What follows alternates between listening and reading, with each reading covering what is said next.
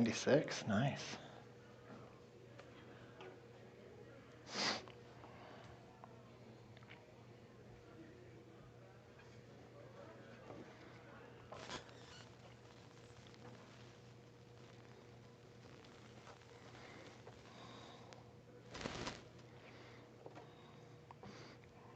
You want to back out? I know, I'm kidding. Your mics are hot. Sounds good. Here we go.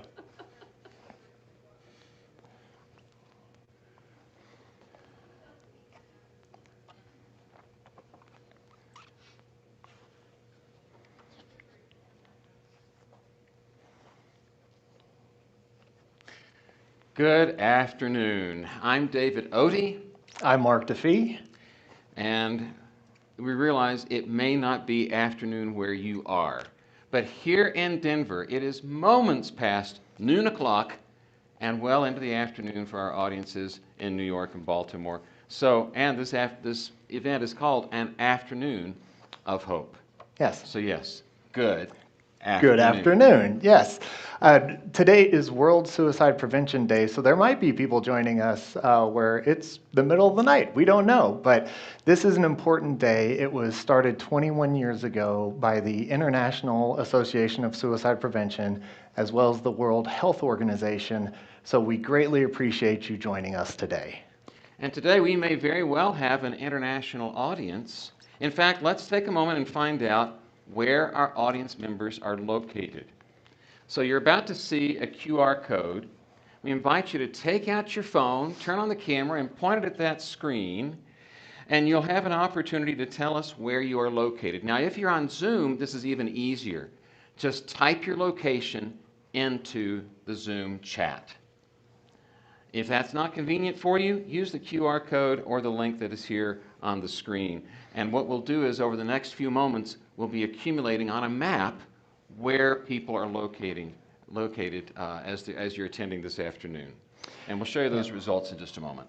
Awesome. And speaking of Zoom, if you're part of the Zoom audience, which I think we're currently over 100 people, which is fantastic, thank you for being here. But to keep us more connected, if you could be on camera, that would be great, because that way everyone else can see that there are real people concerned about this topic out there. And we also have someone who will be monitoring the chat. So in case we see any questions, comments, if there are any concerns that are triggered, we can help with that, and Marty Dickinson will be the virtual host for us today. While those results are coming in and populating our map, let's consider why we're here and set some expectations for the afternoon. Why are we investing 3 hours of our time? What can you expect from the 9 speakers joining us from 7 different cities? And why are the folks in Baltimore the only ones getting crab cakes? That is absolutely a great question about the crab cakes. But let's clarify expectations right now. So we're here because of a very serious topic, suicide, and its implications, its challenges, and most of all, its prevention. And so we will never lose sight of that today. And at the same time, although the topic is serious, I can choose not to take myself too seriously. So if you will give me permission not to take myself too seriously, I give you permission to laugh when something delights you. In 3 hours of content on such a heavy topic, you're going to need a release of tension from time to time. As you're going to learn later on, someone very close to me has taught me you've got to feel all the feels. Yeah. When you commit to letting yourself feel all the feels this afternoon, those feels may take you in some surprising directions. You may feel sad. No need to bottle that up. We've got boxes of tissues here. Yeah. I hope you have some handy wherever you are. You may also feel delight when you hear some of the solutions that some of our speakers are going to describe. Well, I mean, that's a great point. This is an afternoon of hope. And so we are going to need those surfacing moments. Sitting in this heavy topic for 3 hours is going to be difficult, but it's possible that someone might feel triggered by something that's occurring this afternoon. And if that happens, we want to remind you about two resources. One is 988. This is the National Suicide Prevention Hotline, and Corporate Counseling Associates, one of the sponsors for this event, has opened up a phone line for the next 7 days for anybody who might be struggling right now and who needs some additional support. And so we're going to be talking about that later, but just real quickly, that phone number is 855-242-5061. It has licensed clinicians who will work with you right then and help you get stabilized and figure out next steps for you. So please take a moment. Look around, whether virtually or here in person. Assure yourself that you're in a safe place and it is okay to feel all the feels. And speaking of places, I wonder if John can show us the map of where people are joining us from this afternoon. We are coast to coast, aren't we? Yes, we are. Look at that 32. Look at that 32. That must be in I think the Baltimore that's area, Baltimore, DC yep. area. How about that? Okay. And we've got people all over the place. I see Kentucky, Tennessee, North Carolina. North Carolina, yep. Chicago representing. Cincinnati. Mike Shaw, I saw you there. And we Ooh. even have someone joining us from Western Europe. Oh, wow, 4 people from there. 4 people in Western Europe. So we're so glad that you're joining us for the afternoon of hope. Yes, thank you. And in a moment, you're going to see where our speakers are joining us from. But before we go there, however, it's important that we acknowledge our sponsors and who are making this event possible. And foremost among those sponsors is a company called Corporate Counseling Associates, or CCA. And I actually work for that organization. I am so proud that we have invested this time and money and resources into today to make it a great event. It's going to be different than you've normally experienced. Like David just said, we have 9 speakers over 3 hours. And so we're going to be hitting on a lot of topics, things you might not consider, but this is important. And so I'm just so proud that Corporate Counseling Associates allowed me to come together with this idea and put it, breathe life into it, I guess. That's right. Breathe life into it. That's a good way to put it. Other sponsors that we want to mention include United Suicide Survivors International, the Chinstein O'Malley Sven Foundation, and Centennial Peaks Hospital and Highlands Behavioral Health here in Denver. Yes, and we also want to acknowledge those entities who've made it possible to partner or to gather in person, I guess. So that includes Baruch College in New York, the School of Social Work at the University of Maryland, Baltimore, and here in Denver, the Village Workspace and Event Center, who have bent over backwards to accommodate our setup to make this a highly coordinated, highly produced event. That's right. They certainly have. They've been great hosts. And speaking of locations, let's go around and have a quick hello from all the sites where we have speakers we will be hearing from. In San Antonio, Texas, we have John Ebron. Good afternoon, John. Good afternoon. Thank you for being here, John. And in Fort Worth, Texas, we have Dr. Charles Williams. Good afternoon, Dr. Williams. Good afternoon, Mark and David. In Minneapolis, Minnesota, we have Elisha Engelin. Good afternoon, Elisha. Mark and David. And in Baltimore, Maryland, we have Dr. Jody Jacobson Fry with a live audience there in Baltimore. So, Baltimore, thank you for joining us. If it's okay, on the count of 3, a big good afternoon. 1, 2, 3. Good afternoon. Good afternoon. All right. That was great. And not to be outdone, in New York City, we have 2 speakers, Dr. Jay Sandys and Dr. Jeff Gardier. New York, how about a wave and a hello on the count of 3? 1, 2, 3. Hello. Hello. Hello, good afternoon. We'll come back to all of you shortly. Thank you for being here and for standing by.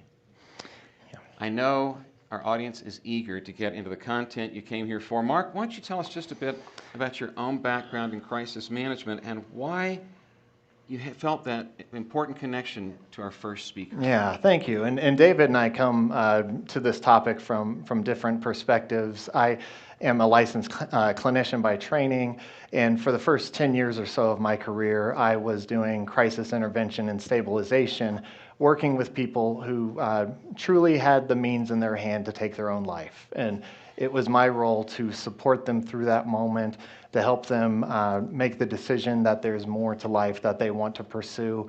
And I was very honored to sit with people in that moment where they didn't know what they wanted, but they knew they wanted someone to give them hope. And it's a difficult place to be, which is why when we were putting the lineup together, we knew John had to go first because we wanted to start by talking to the people out there who are struggling right now with thoughts of suicide. We want you to know that you are not alone, and it is something that you can move beyond, just like John did. We just said hello to John a moment ago in San Antonio. He'll be our first speaker today. John is a certified master mindset, life, and behavioral consultant who has run several suicide prevention and intervention programs for the United States Army and is himself a survivor of suicidal ideation. When you hear his inspiring story of how he made it through some of the darkest times in his life, you'll be inspired as he was to find hope to live again. Please welcome, joining us live from San Antonio, Texas, John Ebron. Thank you so much, Mark and David. Thank you so much.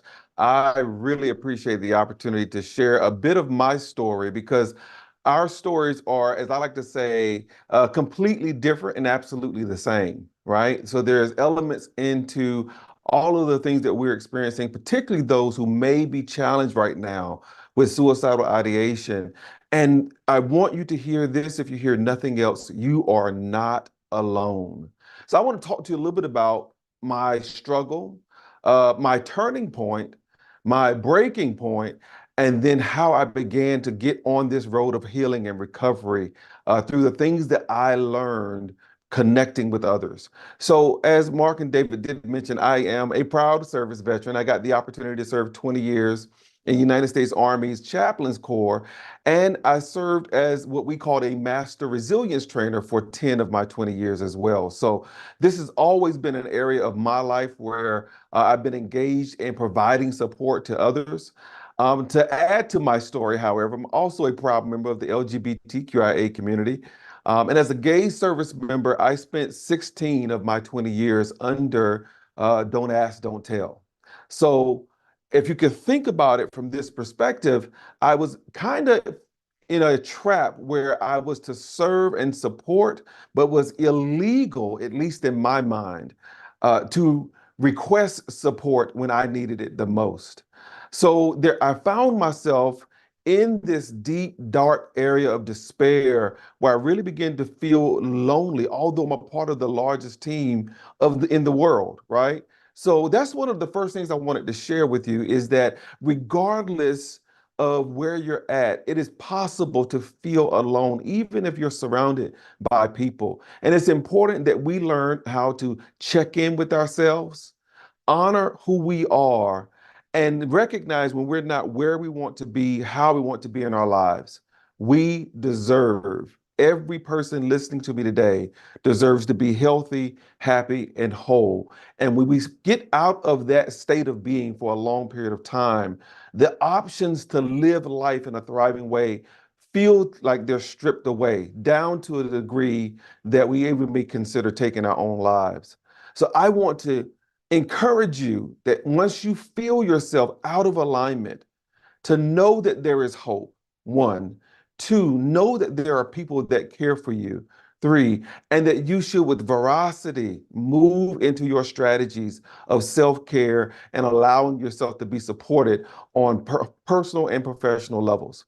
So let me tell you a little bit about my struggle. Again, being in this place of loneliness and despair, what I learned is that loneliness creates levels of despair.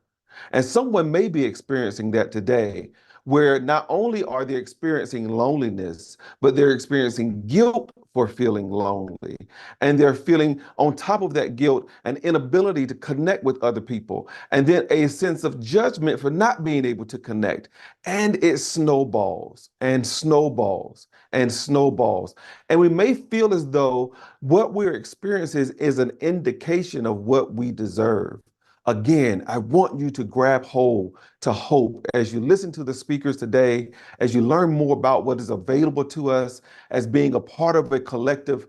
I want you to grab hold of hope. And I want you to know that you have total permission to reach beyond what you're experiencing and cling to what you deserve.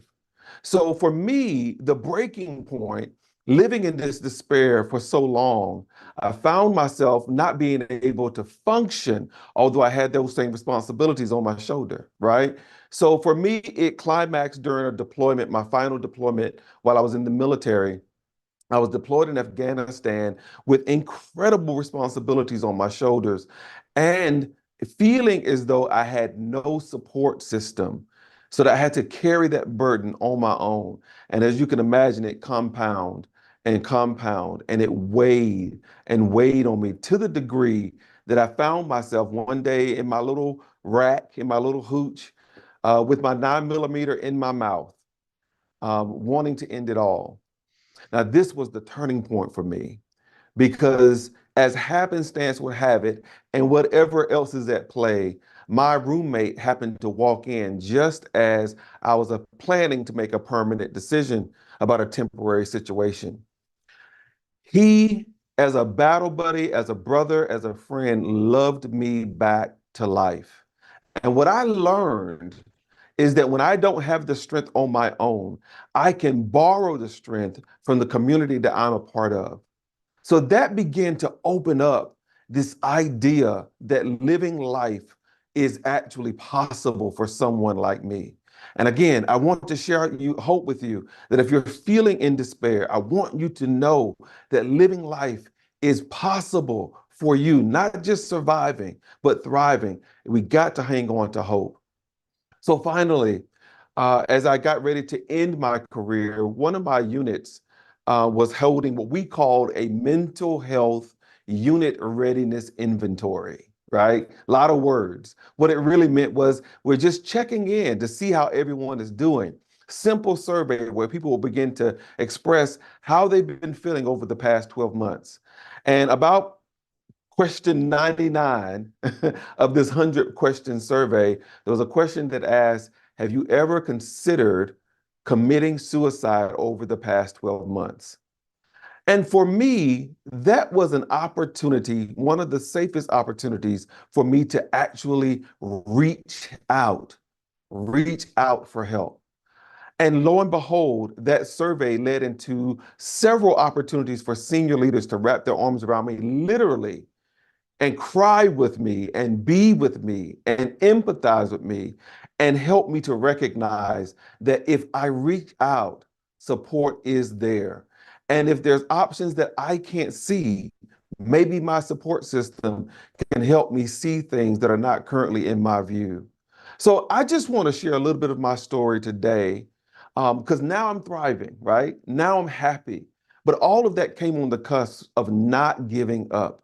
So if you're feeling in despair today, if you're feeling the weight of the world on your shoulders, I want you to know that there's hope.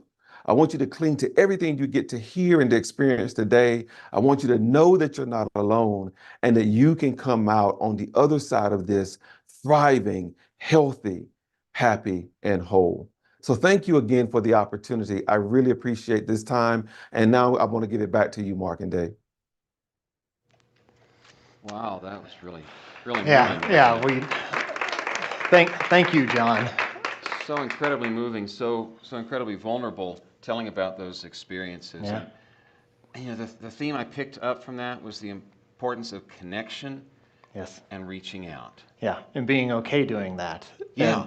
And I mean, you and I both made like a little when he said it. That line of, "My friend loved me back to life." Yes, I God, what a love great that phrase line. there, John. So You know, my heart broke a little bit when he said, There he was, a member of the largest organization in the world, Mhm. feeling lonely Feeling lonely, and yeah. disconnected. Yeah. But to hear the people that wrap themselves around him Yes, that's right. to love him back to life was Yeah. just such a great story and a great way to kick off today. So thank you, John, for being here. We greatly appreciate you sharing your story with us. Thank you, John. Yep. You, Mark, told me one time about something that happened, I believe it was early in your career in Yes. crisis intervention, with someone who was suicidal, and an interesting and unexpected response from that person's family member. It was my very first actively suicidal client. I was still in graduate school doing counseling for the Colorado State Employee Assistance Program, and I just had this feeling. It was our third session. I remember it vividly because I had kind of a baseline for her, and she was just off. And so I had to go get my supervisor, who was in a couples counseling session, and said, I need you to come here to assess this individual. We both determined that if she left that day, she would end her life. And so we couldn't allow her to leave. We asked her who we should contact. She gave us the name of a family member, actually her brother. And I wasn't expecting what happened next. We called her brother. My supervisor explained what was happening. And let me start by saying first, this brother wasn't a bad person. Right. This brother wasn't, I didn't get any maliciousness off of him, but when he heard that his sister was again experiencing symptoms of suicide, he said, are you kidding me? Are you kidding me? She does this every time. We're about to go on vacation, my family and I, and every time we try and leave, every time we try and go do something, she pulls this card. And he was like, and I'm done. Just call 911, call emergency services. And so we had to talk to him about, if we really go down that route, it's going to be much more difficult for everyone involved. We know this is impacting the plans you have for you and your family, but you need to be here. And he understood that. Once he calmed down, once he got to a better headspace, he recognized, yes, my first response was a knee-jerk, emotional one. I need to be there for my sister. But it highlights a good point about the fact that someone struggling with suicide, it might be an ongoing thing that you're supporting them with. And that's something we need to expect, something we need to understand is going to be part of this journey and not just a one-time conversation and then, hey, everything's great again. This is something that's going to be ongoing for us. So tell us a little bit more about what's next. Well, I really resonated with that story you told when I heard about what Dr. Jeff Gardere is going to be talking to us about. Yeah. He has encountered a lot of situations like the one you described.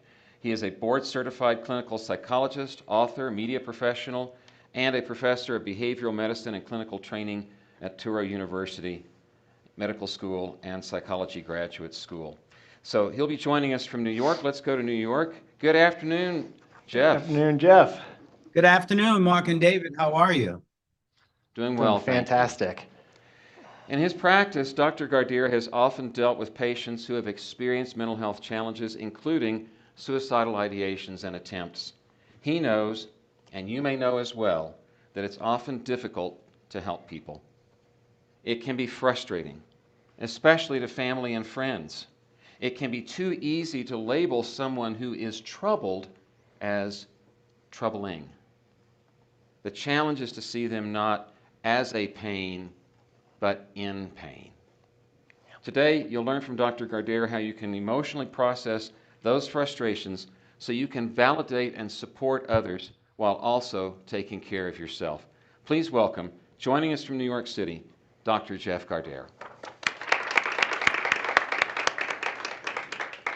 Thank you, gentlemen, and thank you, everyone out there. And of course, wishing you the best on World Suicide Prevention Day. It's a very special day, but it's a day that many of our families and friends have to live with, of course, in working with their deserving loved ones who go through these areas and these ideas of suicidal ideation, perhaps having a history of suicidal behaviors, and it's a very difficult road for the families and for that family member in need. And so I'm here to address that because, as you heard from Mark, the young man who felt, oh my goodness, my family member acting out, we're ready to take off on this trip, and she's doing it yet again. This is something that all of us deal with when we're dealing with someone who is in need, who has mental health challenges. And so I know that as we have that anger, as we have that frustration, which certainly I can validate for you as a clinician and myself, who's had some serious mental health struggles. I've gotten my therapy. I still work on those issues every day. I'm a proud survivor and a victor of mental health issues, but that anxiety is still kicking my butt every day. I've got to tell you that. But, with that being said, it's really important to validate as you go through helping that family member in need or that friend in need, that the frustration turns into anger, that anger turns inevitably into guilt. Why am I feeling this way about this person that I love, about this person who is in need, about this person who is so much worse off than I am? Why am I being selfish?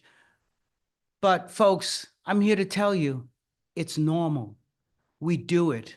We're all human beings. Yes, we want to be super beings in what we do in helping our loved ones, but we are just human beings. And look, this is something that is very, very complicated for us. There are so many pressures for us as family members and friends in reaching out, in giving that helping hand, in being there constantly for that person who is in need. For example, we know the emotional arousal that is chronic and constant in caring for that individual who may have an issue. At the times we heard from John, taking care of themselves. And so we step in. But sometimes that emotional arousal has us on fire, body and soul. We just can't seem to tamp it down and be able to get centered and back into ourselves. The time that we spend with that person, the time that's spent on the telephone, that time that's spent in emergency rooms, perhaps putting off vacations completely to care for that loved one, leads to frustration. The sleepless nights, and we know how important sleep can be, the constant worry, not being sure that whatever it is that we've done, the interventions that we've made, is it really enough? Sometimes the cryptic messages that we get, which is really, in many ways, revealing an ambivalence that the person may have about wanting to live or die. But when we hear those messages, we feel that it's some sort of acting out or they're not really serious. Folks, we know they are serious. Any kind of suicidal ideation or gesture is serious, but these things weigh on us. And of course, the fear of what may happen, the fear of a brother, a sister, a son, or a daughter, or person, friend in the family. What's going to happen to them? And therefore, it's very difficult for us to stay grounded. And of course, I know many of you have dealt with this. I've dealt with this as a psychologist, the frustrations of trying to get someone into a psychiatric hospital. You know that story. We don't have beds. Well, we don't really think they're suicidal. Nah, there's nothing wrong with that person. And there you are back again in the emergency room within a few hours.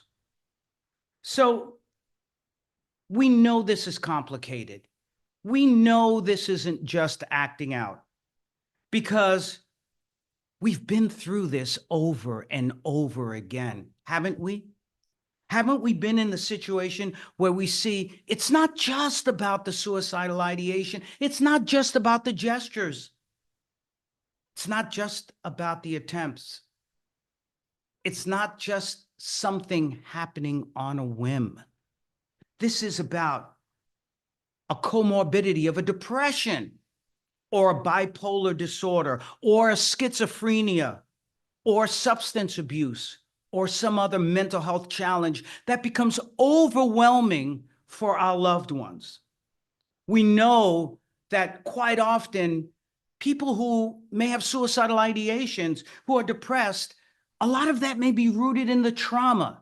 Perhaps it's a physical, emotional, sexual trauma. Perhaps it's being abandoned at a certain age. Perhaps it's something unusual or terrible that has happened to that person. And guess what? We were there. And maybe we were even part of it. And we know, as we heard from John, being part of the LGBTQ plus community, that there are outside pressures, social pressures, that wherein someone is depressed or they're feeling very alone because they're marginalized, because of prejudice, racism, transphobia, or other prejudices against that individual. And then, of course, we can get away with many things, but we can't get away with genetics. And so we have to understand that not only may this person be experiencing a mental health condition from the life that they're in, but also some of it has been predetermined. And we, because of genetics, sometimes hold ourselves responsible. So I think it's really important in focusing in on that individual who may be suicidal, who is a person in need, that we open our hearts as much as we can. And again, I validate each and every one of you in your frustrations, but it's important to focus on the pain of the individual. We know mental health conditions and suicide, it's not about weakness. It's not about a character disorder. It's not about acting out to ruin someone's day or being selfish. It's not an empty cry for help. It's a genuine cry for help, a genuine sign of hope and despair. Mental illness is painful for us to deal with, but imagine the pain that that individual who's going through it is experiencing. So we have to remember that, because that person is not a pain, but in pain. And we have to be there as much as possible. But there are certain things that we can do to buoy ourselves as family members, as friends, as loved ones, as we go through this struggle with that individual. First and foremost, share your frustrations with your loved one, with your partner. Share that anger, the emotion that you're feeling. Talk about it, the power of catharsis, to be able to share with family members your frustrations and their frustrations. And when that person who is in need is feeling better, you can share with them the frustration that perhaps you experienced because you love them so much. Join support groups. CCA has so many resources that they can share with you. Speak to other family members who perhaps have gone through what you've gone through. Speak to family members outside of your family who have gone through this. And it's not just about a bitching session, excuse me, but it's about empowerment strategies. Take shifts, because we have to work as a team when we're working with someone who may be suicidal or in need. You don't have to be the Lone Ranger coming in. Well, I'll do it myself. I'm the responsible one in the family. I'm the father. I'm the mother. I'm the aunt or uncle. I'll do this. I can do it. No. We work as a supportive team, and we take shifts in taking care of that person. Not only is it the right thing to do, but it's the smart thing to do. Talk to organized groups. Share what we're sharing with you today, because we don't want to be victims. We want to be victors. We want to own what has happened in our lives. to our loved one and to us so that we can all be there for one another. And never, ever, and we do it all the time, I've done it, straight up, try to scapegoat that person who is in need. Oh, why is that person the one who's always asking for help? Folks, there are two words we can never forget because many of us are clinicians: family dynamics. We all contribute in a way. We all must take responsibility in a way for the pain that that individual is in. I know I do it with my own children. We've had our mental health struggles. Did I do enough? Maybe I should have handled it in this particular way. Maybe I can do it better next time. And here's what's even better: I will do it better next time. So it's important as you go through this journey with your loved one, in closing, that you grow your resilience. The resilience to be able to handle these crisis situations without losing your center, because we need for you to be there for that individual, because that individual that you're helping is going to be there for you one day and is going to be there for others. We saw that with John. So self-care is important. Try to get your proper amount of sleep. Try to eat properly. Try to get your exercise and build your spirituality, whatever that may be. Because as we solve each crisis, ladies and gentlemen, it will only make us stronger for the next one, for our loved ones and for ourselves. Because, as you've heard from our MCs, this is not just about the destination. This is truly about the journey, and let's make it a healthy one for us, for our loved ones in need, and certainly for all of us as a society. Thank you.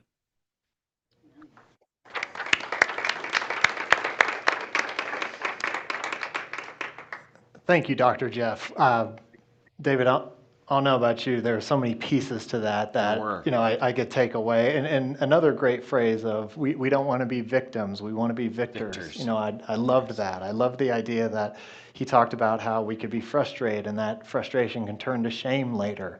And the family dynamics piece, it's crucial. It goes back to kind of what John was talking about, connection and relationships. And when we talk about relationships, I mean, nothing stronger than family, really. So And some of those relationships can be the hardest ones to reset. yeah, absolutely. Yeah, and I love the way Dr. Jeff shared his own experience with anxiety beating him down. Yeah. I mean, that's so very vulnerable. You often don't hear that so much from the professionals in the field. No, absolutely. And we're going to talk about that a little bit later, about professionals in the field and healthcare and everything. That's right, we are. We'll come back to that.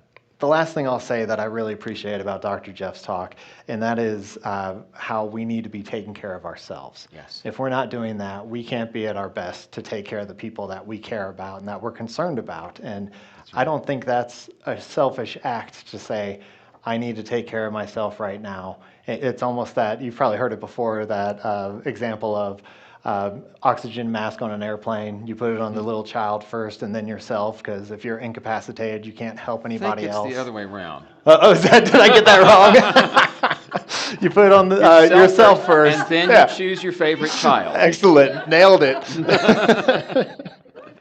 But yes, the point is still the same. You put it on yourself, because without taking care of yourself, That's right. you can't help anyone else. So thank you. You can't pour from an empty cup. Yep. That's right. So thank you, Dr. Jeff. That was so touching and so welcome. Yep. We appreciated that message. One of the topics that we deal with in suicide prevention, aside from self-care and the frustration of dealing with people close to us who are in pain, we also talk about harm reduction. Yes. And one of the topics in harm reduction that was new to me was all the work going on in design and architecture. And Mark, you had a chance to go to San Diego I did. and talk to, and have a very interesting conversation with someone about that. Can you set that up for us? Absolutely. So I was able to go to San Diego a couple weeks ago to meet with Dr. Judy Davidson, who is a registered nurse as well as a nurse scientist at the University of California, San Diego. And she wasn't able to join us today, but even though she's not here, her message is powerful, and it's around really advocacy. What can we do in our community to improve harm reduction measures, I guess. And so she's going to be talking to us a little bit about how you design structures, buildings, parking garages to make them a little safer, and as well as why this topic is so important to her and so timely now. She spent 30 years in the field as a suicide prevention expert, but she has experienced something that none of us can even imagine, I guess. So let's hear from Judy.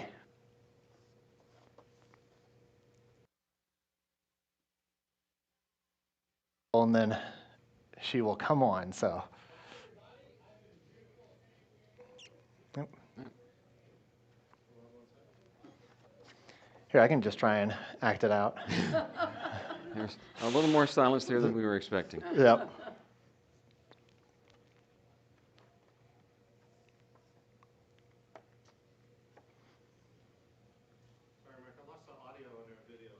Oh. Okay. Okay. So we'll come back to Judy. That's the nice thing about having that interview recorded. Yeah. It'll still be there. It'll still be there, It'll and we still can be come there. back to it. All right.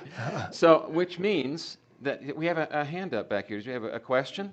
Are you able to share what her experience was? That's going to be coming up in the video, and so I don't want to steal her thunder, I guess. That's so. right. That's Yeah, right. that's part of her story here. So. Watch him. Pay no attention to me. Okay, cool. Well, thank you. I guess it's just me now. But this is part of what happens, so we just kind of roll with it and make do with the time that we have. And what we're going to be talking about coming up. Well, go ahead. Well, what we should probably do is give our next speaker a heads up that we're going to be coming to them a little bit early, late. and then we'll circle back to the recorded You wanna interview do that? with Judy That later works on. for me, That's too. Right. Sure. So We are we are here. going to be going to Dr. Jody Jacobson Fry in Baltimore. Are you ready for us, Jody?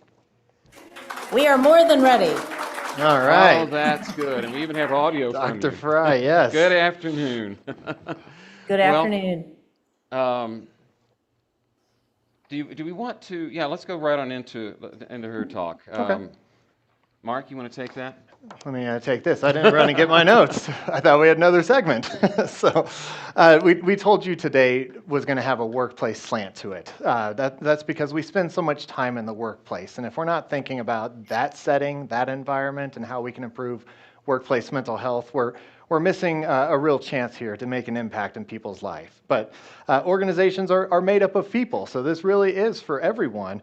And we thought a good starting place would be to speak with an expert, Dr. Fry, who has a great lay of the land when it comes to the current state of mental health in the workplace, as well as what workplaces are doing to support mental health and suicide prevention among their employees. So to do that, we turn to Dr. Fry in Baltimore. Thank you for joining us, Dr. Fry. Thank you. Thank you so much, Mark and David, for hosting and putting together this event. And thank you for including the University of Maryland as one of the host sites. Thank you, everybody who came today to learn and support each other as we talk about this topic, and as well to everybody online. So for those of you that know me, and you probably know me as a professor, as a researcher, as a mental health and suicide advocate, but you may not know me as well as a client of mental health services. So I was asked to talk today about trends in the workplace related to mental health and suicide prevention. And instead of giving my traditional academic talk with graphs and charts and research and numbers, I thought I would try to integrate a little bit about trends from what I've experienced both personally and professionally throughout my career. So my goal for today is for you to leave educated and energized. I want to provide you with a roadmap that you can use to make your workplace a more mentally healthy and safe environment. So let's start with the personal. 20 years ago, I was offered my dream job. Can you guess what it was? If you guessed it was being a professor in this very building at the School of Social Work at University of Maryland, you are right. So after a pretty intense interview process, you would think that I would be nothing less than ecstatic. And while my professional life at that time was on the up and up, my personal life was crumbling by the minute.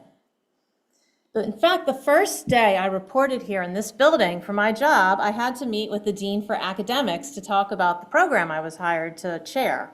And that morning, my spouse at the time had told me he is moving out that day, and in fact would use the time that I was at my new job to move his belongings out of our home. Well, I was very unprepared for that news, and I completely went numb. I had thoughts of despair, thoughts of hopelessness. I had fleeting thoughts that maybe I would just be better off dead. But somehow I managed to drudge myself to the office that day, and I met with my dean, and I don't remember one word I said. I just know that after that meeting, I ran to my new office, I closed the door and broke down and cried. And let me tell you, they were ugly tears. All of a sudden, there was a knock on my door. A colleague I didn't know at all came to welcome me to the school. I quickly wiped my eyes, and he said, when he opened the door, he thought something might be wrong and said, "How are you?" Of course, I lied. I said I was okay. And now what I know to be his style, he used humor to try to comfort me, to let me know I wasn't alone, that he was here to support me any way he could, and that I had friends here at my new job. I don't remember one thing about work that day, but let me tell you, I remember my colleague's smile, I remember his caring nature, and I think it's important when I talk about trends in mental health in the workplace that we recognize the power of our coworkers and colleagues. And so my colleague taking time to show care and concern for me was exactly what I needed on one of the darkest days of my entire life. And so Dr. Bruce DeForge, he knows I'm naming him today, I thank you, and I will be forever grateful for you to come and knock on my door. Far too long, employees have been encouraged to keep their home life at home and their work life at work. Dr. Rosbeth Moss-Cantor's work in the 70s showed us that that is not the reality. And in fact, over the past several decades, employees have grown even stronger in their desire to bring their whole self to work, to be recognized for all the parts of themselves and not have to hide who they are, including sometimes their emotions and reactions to stress. But for a long time, workplace mental health focused almost solely on our ability to identify and support struggling employees and refer them for resources outside of the workplace, maybe like an EAP, employee assistance program, work life, or wellness, and encourage managers with training to document employee performance and through a performance review, be able to not only address workplace problems, but try to get the employee to reach out for help that can help them resolve things that might be going on within their personal lives. Now, let me tell you, all of these are very important today for worker mental health, but they are not enough. Counseling was extremely helpful to me during that challenging time in my life, but it wasn't enough. I spend most of my time at work. I needed to have a workplace where I felt I could positively contribute, a place that respected me, a place where I could actually feel like I could contribute as a human being. It is no longer good enough as employers to simply pull people back from the brink of collapse. We must move more upstream and do more prevention. And by doing this, we not only prevent crisis and suicidal intensity, but we also help to relieve the burden on our overworked and under-resourced mental health network and workforce. So let's fast forward a bit in mental health trends and think about the impact of COVID-19, the pandemic, as well as racial injustice and social unrest happening at the same time. This changed how employers view mental health and well-being, as well as some of the programs that they offer. For decades, I feel like I've been banging my head against the wall, begging employers to invest in their employees, that this is the best investment they can make, and it would help their return on investment. But without personally experiencing mental illness, substance use, suicide, it is really hard to get CEOs and CFOs to think about how they could have a positive influence on public mental health and suicide prevention, while also, by the way, helping their bottom line. So during the pandemic, employers realized they had no choice. They had to confront head-on how to support employees and family members during this time. They saw firsthand how disinvestment in mental health and well-being ill-prepared them to deal with the crises that people were now bringing to work. The initial response during the pandemic, you might recall, was to encourage utilization of more resources, right? Counseling went online, you were able to do some of the work-life and wellness programs from home, and of course, mindfulness, being centered. These individual-focused interventions seem to be the answer to the problems, but many of us in this room, if not all of us, know, and research confirms, you cannot meditate your way out of a toxic work environment. And in fact, individual interventions are not always enough. So during the pandemic, I was asked to consult with a Fortune 100 international company to sit on their International Wellness Committee. At the first meeting, I was pretty upfront. Those of you that know me, I don't sugarcoat it. And I said, I'm happy to sit on this committee, but I'm not going to come here and just recommend individual behaviors to be incentivized and focus all of the onus on how individuals need to cope with their mental health and well-being. In fact, I'm going to push you to consider more systemic problems and how some of the organizational factors going on increase employee stress. I'm going to push you to take a closer look at how are you offering programs like paid leave, hazard pay, and how are you treating your Black and brown employees? For this employer, we're on the front line of the pandemic and distribution lines and didn't have the luxury to stay home and safe during the pandemic. Well, let me tell you, I was expecting to be told, thanks, Jody, but no thanks, and never hear from them again. But instead, they said, we've never had a social worker at this level of our workplace. The fact that you're pushing us on day one to look at the integration of mental health and DE&I is exactly why we need to have you here at the table. Since the onset of the pandemic, employers have invested way more into worker mental health, but they've also been forced to see firsthand the problems resulting from increased cost and lack of access to good, effective insurance-based care for their employees. Employers have pushed their partners and their vendors to be more proactive. They don't want to wait for someone to call when they're in a crisis. They want to encourage early intervention through things like universal screening, through coaching.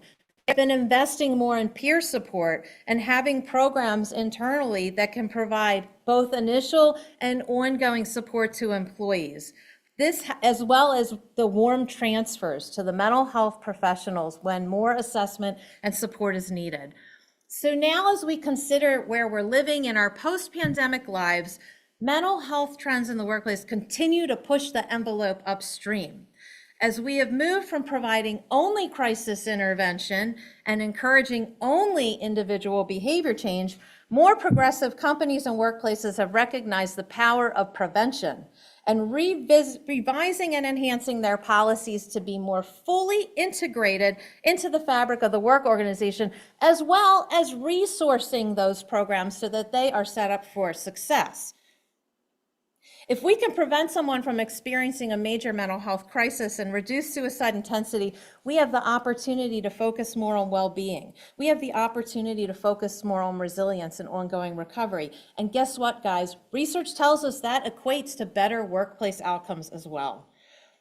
There's been a major shift in workplaces to train managers to be more empathic leaders that are that are coached on how to share their story in a way to normalize and reduce stigma about mental health help seeking.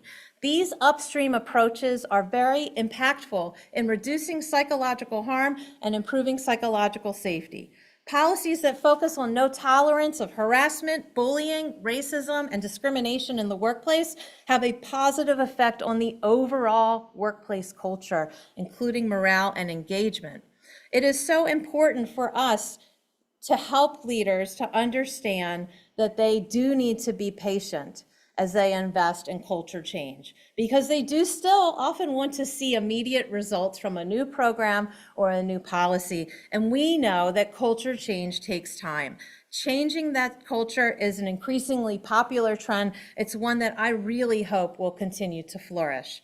So here at the University of Maryland, I remember our previous university president, President Perman, saying, it was, quote, there's not enough nice in the healthcare industry, and nice is what the public demands. And I thought, he would talk about being nice to each other. It was actually part of his motto and part of his vision. And when I first heard this, I kind of chuckled and thought, being nice, that seems really simple and not very impactful. And when I think back to the kind smile, the caring mannerisms of my colleague on one of the worst days of my life, I realized being nice is not only simple, it is extremely effective. So, as we come to the end of my talk, you heard a little bit about my journey and how I see some of the trends in workplace mental health. I want to give you a roadmap, steps that you can take when you leave today to start working on your own workplace. Think about, why did you stay with a certain employer? Why did you leave? As you think about your why, I want you to be able to use those examples today as you maybe take a look at the national guidelines for workplace suicide prevention. These were created by the committee that I co-chair with Dr. Sally Spencer-Thomas and Chase Plank. The national guidelines are broken down into 9 practices that include downstream interventions, some that we talked about today, like crisis intervention, mitigating risk, thinking about medication and gun safety, and postvention. Moving to the middle of the screen, you can see our midstream approaches that we touched on, including things like universal screening, peer support, as well as, I can't see the third one, self-care and orientation. When we move into the upstream approaches that I really have been stressing, and I hope you're excited about them, we look at things like working on culture to create empathic leaders, communication that not only educates employees, but also works to reduce stigma, including storytelling, policy revisions, and integrating DE&I and mental health. These practices are a guide for you. They are freely available, and I hope that you will take a look to begin the process of becoming a more psychologically safe and psychologically healthy workplace. At workplacesuicideprevention.com, you can see all of this information for free and join the over 1,400 workplaces and professional organizations that have made a pledge to make suicide prevention a health and safety priority in their workplace. The best part is you can start anywhere that makes sense for your own workplace, your own department, your own organization, but start somewhere, and please take the pledge today. So myself and all of my colleagues, I want to thank you all for taking time to learn how you can help to make your work environment a place where we all can thrive, where mental health and well-being is fully supported. And I thank you for taking the time to invest in that today. Back to you, Mark and Dave.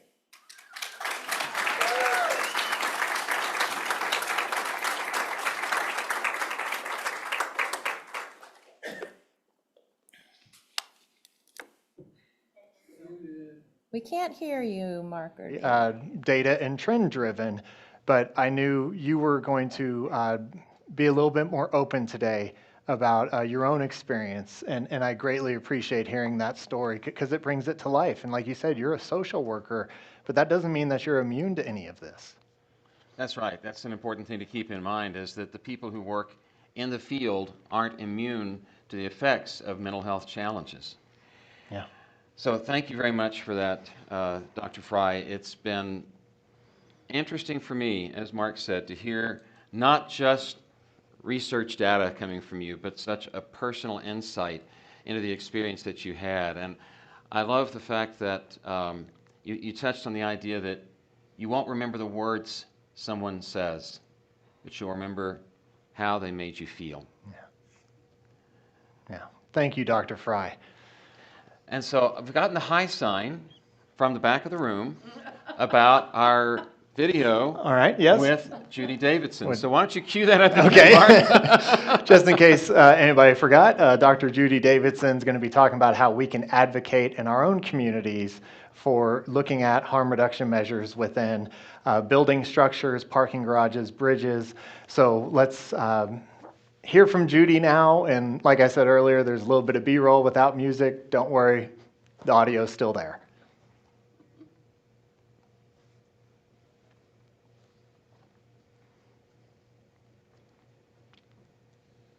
Well, hi, everybody. I'm in beautiful San Diego with Judy Davidson. And Judy, this is a lovely bridge, but what are we doing here?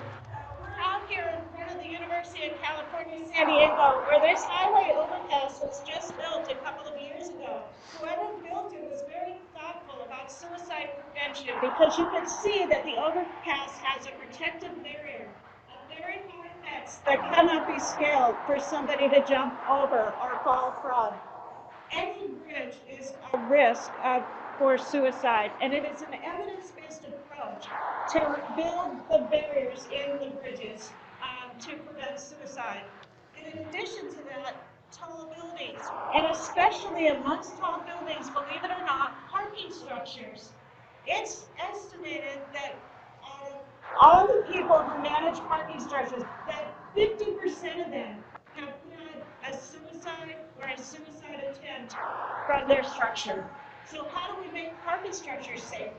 Well, again, building them in line for suicide prevention with a barrier fence at the top is number one. In addition, tops can be put out so that you can't fall from the top to the bottom and cannot see from the top to the bottom. Then there's signage, right? Did you see signage? I did. I saw one right over there. There's signage here, so the signage is important too. And the way the signage is constructed is just as important as having a sign up all by itself. So a sign that says something like, "We care, suicide hotline, get help, 988," conveys a caring message. It might stop the person at risk of suicide just long enough for that impulsive thought or action to stop them and break the cycle, and so that the act of suicide does not occur. And like you mentioned, slowing them down, like just even a moment for them to pause could be the difference. This whole thing about putting up barriers to suicide is called removing access to lethal means. So if you have somebody at risk of suicide at home, and you naturally have a firearm in the house, you would want to take that firearm out of the house until that depression was under control. That's removing access to lethal means. Now, Mark, you invited me out here today, but it's taken a really big act of courage for me to stand on this bridge. A little over a year ago, my own daughter died by suicide off of an unprotected bridge. And I felt compelled to share the message about thoughtful construction ever since. It hurts my heart when I hear you talk about that, and I'm just so thankful that you're willing to still come out here and teach and advocate, because this is public use. As a public, we need to be advocating, and your story is just so powerful, so thank you. Now, so if you have an unprotected bridge in your neighborhood or community, what could you do? Well, you can advocate for retrofitting that bridge for safety with the Department of Transportation. If you know bridges are going to be built in your community, advocate that the building plans have suicide prevention. If you're a big company and they're planning on building bridges and parking garages and tall buildings, make sure the architect has thought through suicide prevention before accepting the plans. Well, thank you, Judy. We greatly appreciate your time today. Well, thank you for inviting me. You know, Mark, it almost went by a little quickly, but you reacted to it, to the fact that she mentioned a daughter's suicide from a bridge. Yeah, and we had talked about it. We wanted to make sure that we respected it, but also at the same time stayed focused on the advocacy message.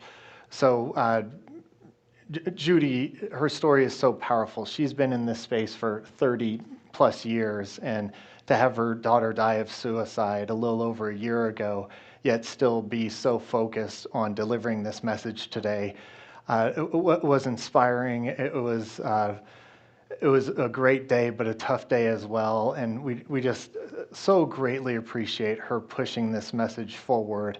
We would have loved to have her here today, but even the video of her is impactful. And we're actually going to hear from her a little bit later as well. We are going to hear from her again on a different topic that's also Yes. an important topic for her.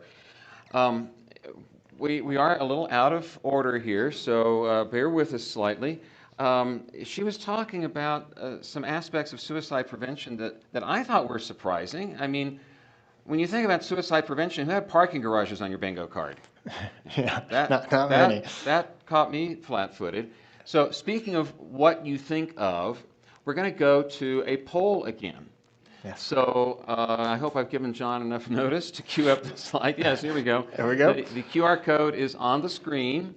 This time, the question we'd like you to answer is, when you think about suicide prevention now, what is one word that comes to mind? So we're going to pause. Live participants, QR code there. If you're on That's right. Zoom, simply put it in the chat. That's right, you can do that. And while we're giving people some time to respond to that, there's a lady here in the Denver audience who's been eager to ask a question. I've seen your hand up.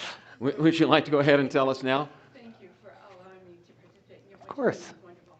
Is the suicide hotline number 988, is it funded across the country? Yes. Is it funded across the country? Mark, you want to, the question is the 988 Suicide Lifeline funded across the country now? Mark, you want to take that? And to make sure I'm understanding it, is it available throughout the country? Is that the... No, my question is actually, is it funded? I know it's available, but the states have to fund it before it works in that state. Colorado has funded that number for those of us who live in Colorado. Okay, so in Colorado, the state has funded that number, and so the question is that true in all states at this point? I mean, I would love someone to hop in here and chat. I don't know. My guess was it is federally funded, but I see someone else here in the audience who's going to help us. Yes, every state has to have crisis services. So that is required federally to have that particular phone number? So can you say that again, like yelling, I guess? Yes, I used to work in crisis services, and my understanding is that every state does have to have funding for a crisis program. Okay. Okay. So the statement was that this speaker used to work in crisis intervention, and her understanding is that every state has to fund that now. So the 988 Lifeline, which is available by phone and by text, which we haven't talked about very much, True. is an important resource, and it should be available to you in the United States, wherever you're located. Yes, absolutely. I think it's time to look at some results. I think we should look at some results. All John, right. do we have results? This word cloud represents your responses to the question, when you hear the word suicide prevention, what do you think about? I'm seeing words like connection and support. Yep. Communication, that's another big one. Openness, empathy. These are all great. Hope. And we're here Hope. for Yep. an afternoon of hope. So thank you for joining us. There's an today. interesting one on here, inefficient. I would love to hear more about that one, because I imagine someone has some serious thoughts if that's the word they're putting forward, and that's everyone's thoughts inefficient. are necessary and is. welcome. So that one was interesting to me. What else? Care and support, gun safety. You're actually going to hear a little bit about that later on. Yep. Safety, help. Dr. Fryman, I believe, mentioned psychological safety. Someone had mentioned that recently. Yep. And that's important, although I don't see that exact phrase on here.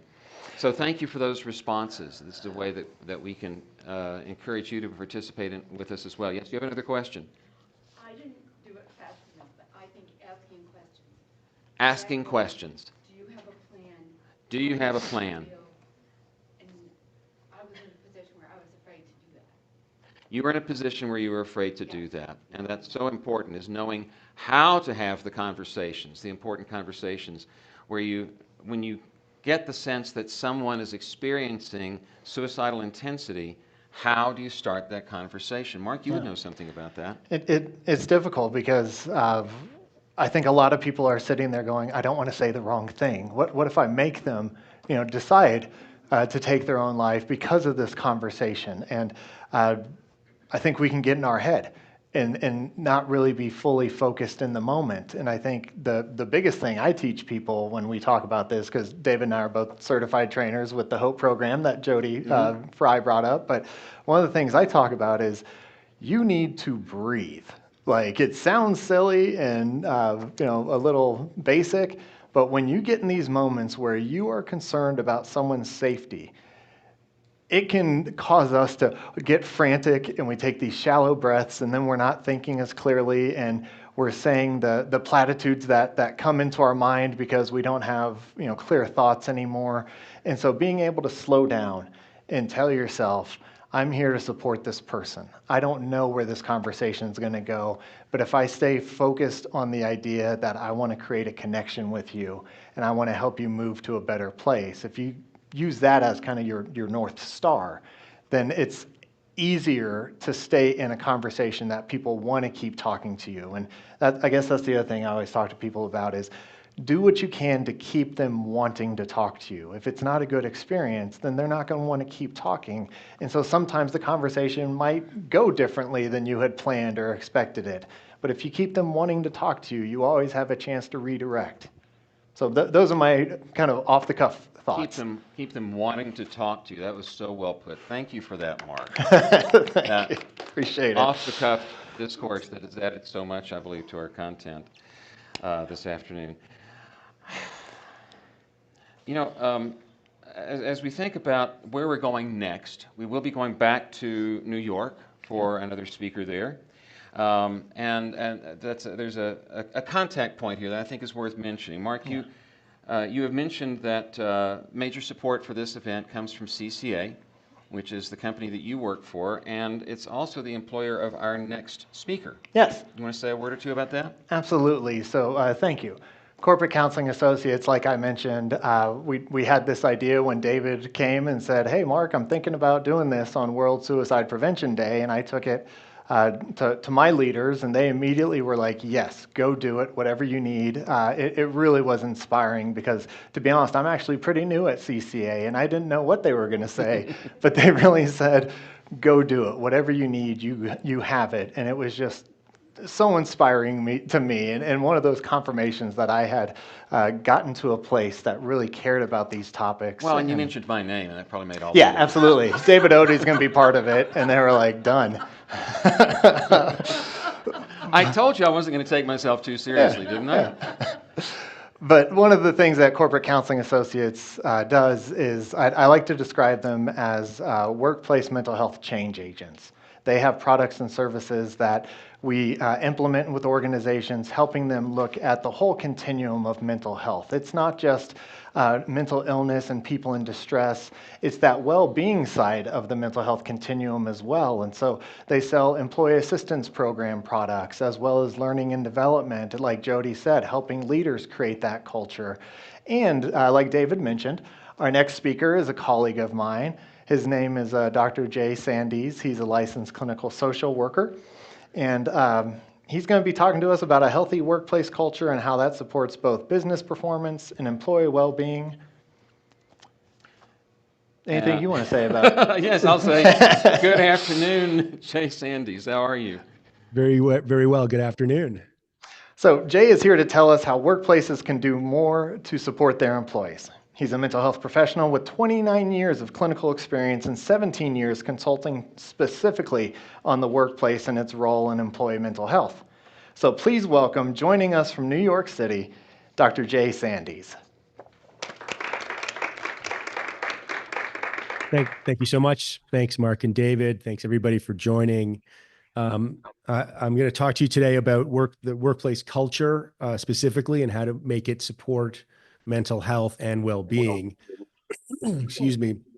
There's a little bit of overlap with Dr. Fry, but I think that's a good thing because we're very much in agreement and we're both social workers who have a lot of experience with employee assistance programs.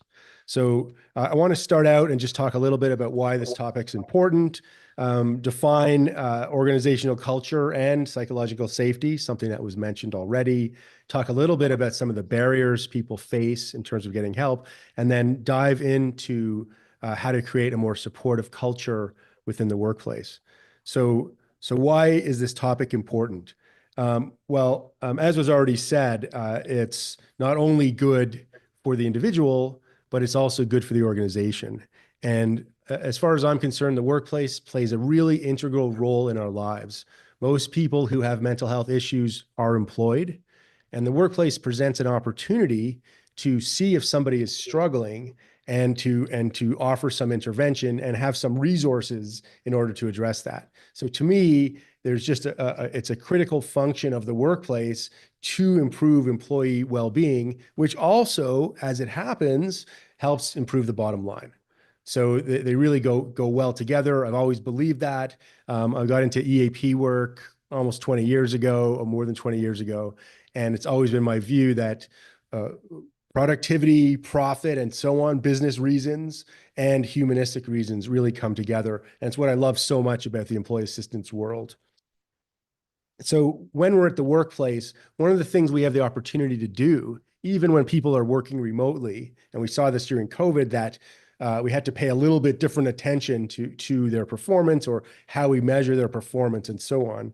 But if we're looking at how they perform, their behavior and their appearance, and if there's any changes in those, then we can identify that there might be a problem and we could be a little bit more proactive. Now, what happens if we don't deal with those things? Some of the problems are anything from absenteeism, productivity issues, turnover, conflict, safety issues, and healthcare expenditures also can be really increased. So workplace mental health issues cost companies billions of dollars in this country every year in lost productivity, but also in increased healthcare expenditures. So addressing something proactively, dealing with it sooner than later is really something that we're striving for. And as Dr. Fry mentioned, EAPs historically were really reactive. And the thought here is we're always trying to be a little bit more proactive.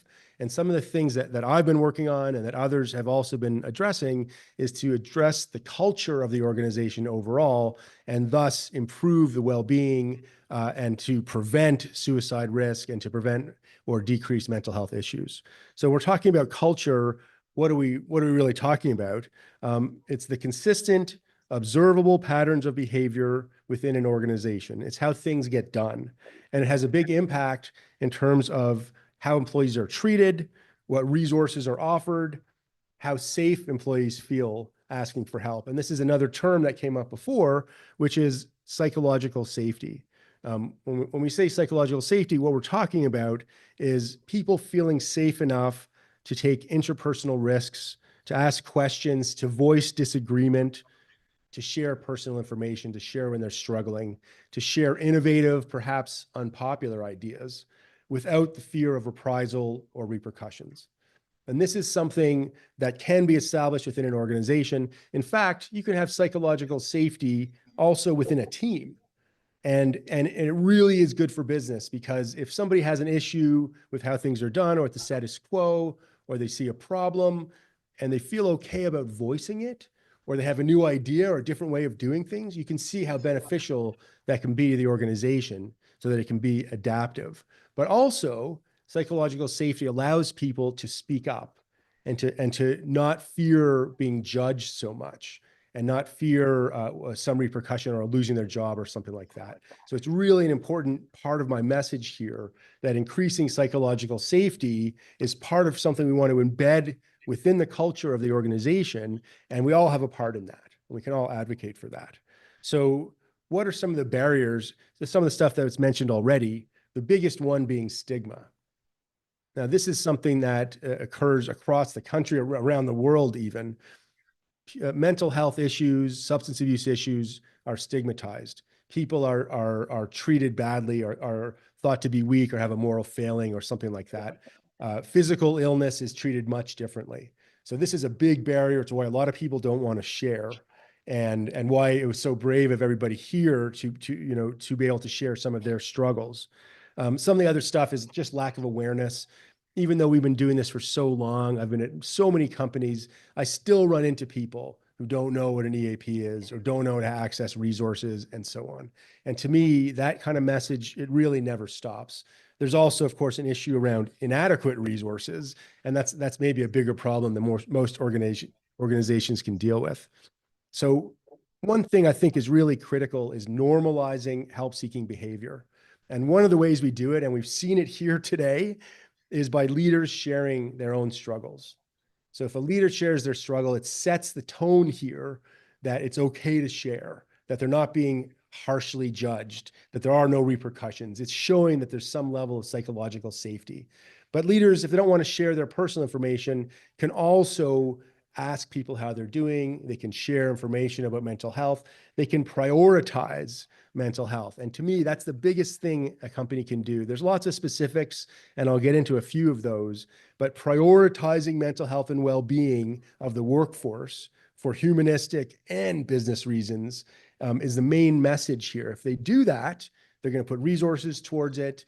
They're going to start changing the culture of the organization, and they can really make a big impact there. Another thing that I think is critical is gathering data. So knowing what your employees are looking for. So you could do surveys, you could do focus groups, you could do different ways of gathering information. You can also do data analysis of some of the healthcare expenditures and target interventions based on what issues people are experiencing, what things they're asking for, what areas of parts of the organization that are struggling more than others, and being able to target interventions specifically for those needs can really make a big difference. Another thing that I think is really critical is partnering with your EAP. So this is totally my focus because I work at an EAP and we also do consulting, but I've seen so often that an organization will have an EAP that's just check the box. They have it, it's separate, they don't want to have anything to do with it. And what I'm saying is partnering with the EAP, speaking with the account executives, bringing them in, really sharing some of the struggles and things they're dealing with makes a huge difference. Promotion of EAP services is ongoing. It never ends. And bringing the EAP in to discuss some of the crises and some of the problems can really be helpful, that together you have a partner that can work with you to come up with solutions. Another thing that I think is critical and that's been mentioned already is building community. There's a number of ways to do that, but community is something that is so important for all of our well-being.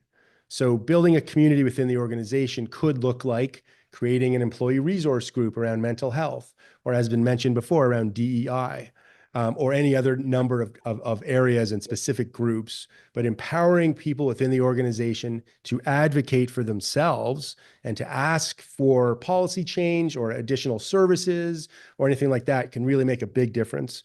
Also, peer programs.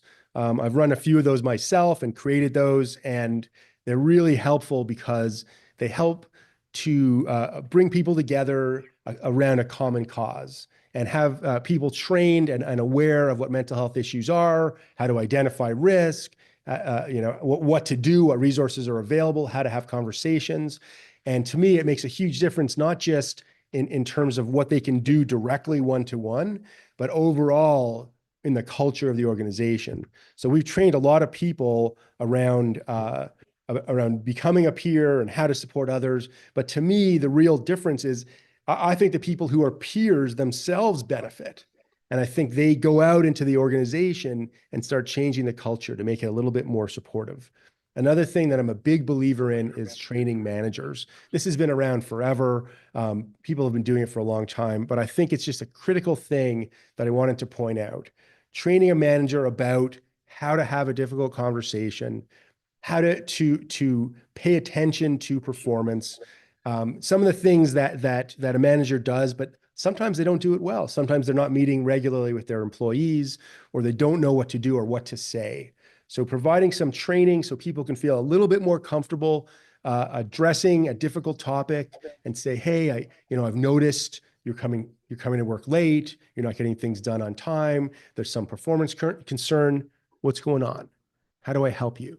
How do I stay present? How do I stay engaged with you? How do I show empathy without judgment? And this is something that's learned. And we want to empower managers at the front line and leaders at all levels to be able to champion this kind of thing and really promote mental well-being, to know what to do in an emergency if somebody's at risk and acutely at risk, but also to get something earlier and be more proactive. Another thing that I didn't mention is setting boundaries. And to me, the overall workplace culture, because it's so critical in terms of how supported people are, if there's boundaries set, and it's something we saw really during COVID, is there a difference between work and not working?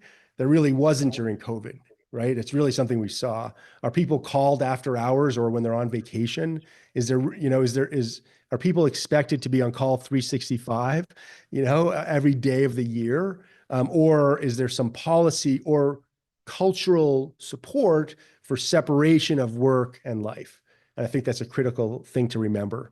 So I just want to say a healthy workplace, the safe and productive workplace. And so I think that those both come together. I'm a big believer in it. And thanks for letting me speak today. Back to you, David, Mark.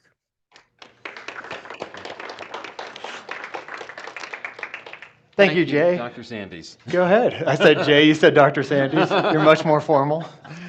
Well, you know I'm better than I do. We have a question for you, Jay. This came in anonymously from one of our audience members, and it seems to be something that you've touched on. It's closely related to what you were just talking about, but I'll go ahead and put this question to you. What are some of the signs that someone is severely depressed if you don't know them well or haven't spent a lot of time with them? Well, so one of the things we tell people to look for is a change in behavior, but of course, you don't know them well, you might not know that. So if they're isolating, if they're quiet, if they're crying a lot or seem super reactive, there's if they make a statement that they want to hurt themselves, if there's a performance concern. But the main thing is you really don't know. Like if somebody is very quiet or isolated, maybe that's just their personality and they've always been like that. So really what I would say is find out more. If you're worried and you're seeing some signs that someone seems sad, tearful, is mopey, has no energy, is isolating, is unfocused, or any other concern like that, especially if they make a statement saying, I wish I wasn't here, or anything like that, then it's definitely of concern. But having a conversation with them, if you have a thought they're depressed, and find out what they say. How are you doing? Can I help you? Let them share. Okay. So it's the importance of getting to know people. If you're a manager, getting to know your people at a very personal level so you can detect those changes. Yeah, and I think Jay said it well in terms of, he didn't use these words, but follow your intuition at times. I would be kicking myself if I didn't ask you. I know I don't know you well, but I'm a little concerned. But that baseline is important, because even as a clinician, if I don't know the person, I don't know when they've changed, but you as employees and coworkers, you know when that behavior has changed. And so it's paying attention and it's getting to know people. Yeah. So thank you for talking about the workplace culture, Jay. That's so important. It is. Thank you. So another piece when it comes to the workplace are our employer benefits, the benefits we get from our employers. And most of us don't take full advantage of these benefits, which is unfortunate because there are so many in there that support our mental health. And as a licensed clinician and vice president of health transformations at Aon, Alicia England is going to walk us through how we can maximize those benefits. She knows a thing or two about this, and so she's going to help us understand how we can get the most out of our company benefits when it comes to supporting our mental health. Please welcome, joining us live from Minneapolis, Alicia England. Good afternoon, Alicia. Good afternoon, Mark and David. Thanks for having me here. Absolutely. Take it away. Awesome. So Today has been a great dialogue, and I want to add to that, to the point that Mark introduced in with benefits. One thing to consider, and what Aon's human capital leader has recently said, is that 83% of employees who are asked about their employer's responsibility for health and benefits or not, they said yes. 83% of employees say their employer has some responsibility for their health and well-being. That's up 3 points from year over year. That's staggering. That goes to say that the things that we're talking about today within the workplace are so critical, and that people are looking for that. Maybe in the past where they would have had or sought different independence, they're seeing the workforce as both impacting and ability to bring forth differences for them. So we talk about benefits. First of all, I want to level set a couple things. One is mental health is health, so it's for everybody. And I think that's so key to know, because when I'm going to talk about a few things, I want to talk about the benefit landscape from prevention through treatment. So let's maintain people's health. That's great. Let's look at how do we help people achieve better health, and how do we help them sustain that. So that's a continuum across the board. And I think it's something that is really key, because many times people come to me and say, we have this crisis or we have this situation. Definitely will help you. And then how can we start to see that before that was coming? Sometimes you can't, sometimes you can. But as we've talked about here today, many of us have been directly impacted indirectly. And let's be honest, life changes very quickly, that you could be the person that needs this. So from a benefit standpoint, and you think about employers and you think about being a colleague in the workplace, a couple things to make note of that people have talked about today. When people ask to talk to you, they ask for your time, they ask for your attention, give it to them. And a couple things I'll say about that. So from a benefits perspective, I worked for a national carrier before I had an opportunity here to come at Aon. And what I'll tell you, and many people don't know this, is that your carriers, many of them have 24/7 crisis lines, ways to help people. And I was always surprised when I worked at that national carrier, how many times people go to the back of their card to actually get help. So as an employer, as an employee, think about how you can assure that there's going to be a front door for people through the benefit plan, 24/7 through that health plan. The other thing I'll say too is that what I love that the carrier space is doing right now is they're looking at social determinants of health. Mark opened us up earlier talking about hope. This is a day of hope. When people aren't getting their food needs met, their employment needs met, their children's needs met, that reduces hope, that increases risk. And so making sure that when we're looking at total benefits, that we're looking at social determinants of health, because you can give people the best benefits, but if they have nowhere to get there, they can't pay for it, that's not going to be as helpful. With employee assistance programs, they are phenomenal doors for people to go to. When we think about stigma, sometimes it's easier for people to go to EAP, sometimes not, versus their behavioral health plan. But you got to assure that your EAP has a means that if a crisis comes up, that people can be handed off or integrated into the system that will help them. The other piece that I want to mention too, when we think about benefits, it's so key that if you provide a benefit to an employee for musculoskeletal pain, making sure that that provider, that vendor has a process for if somebody says it's too much. Because we know when you have back pain, you are more at risk for depression, you're more at risk for depression, you're more at risk for suicidal ideation.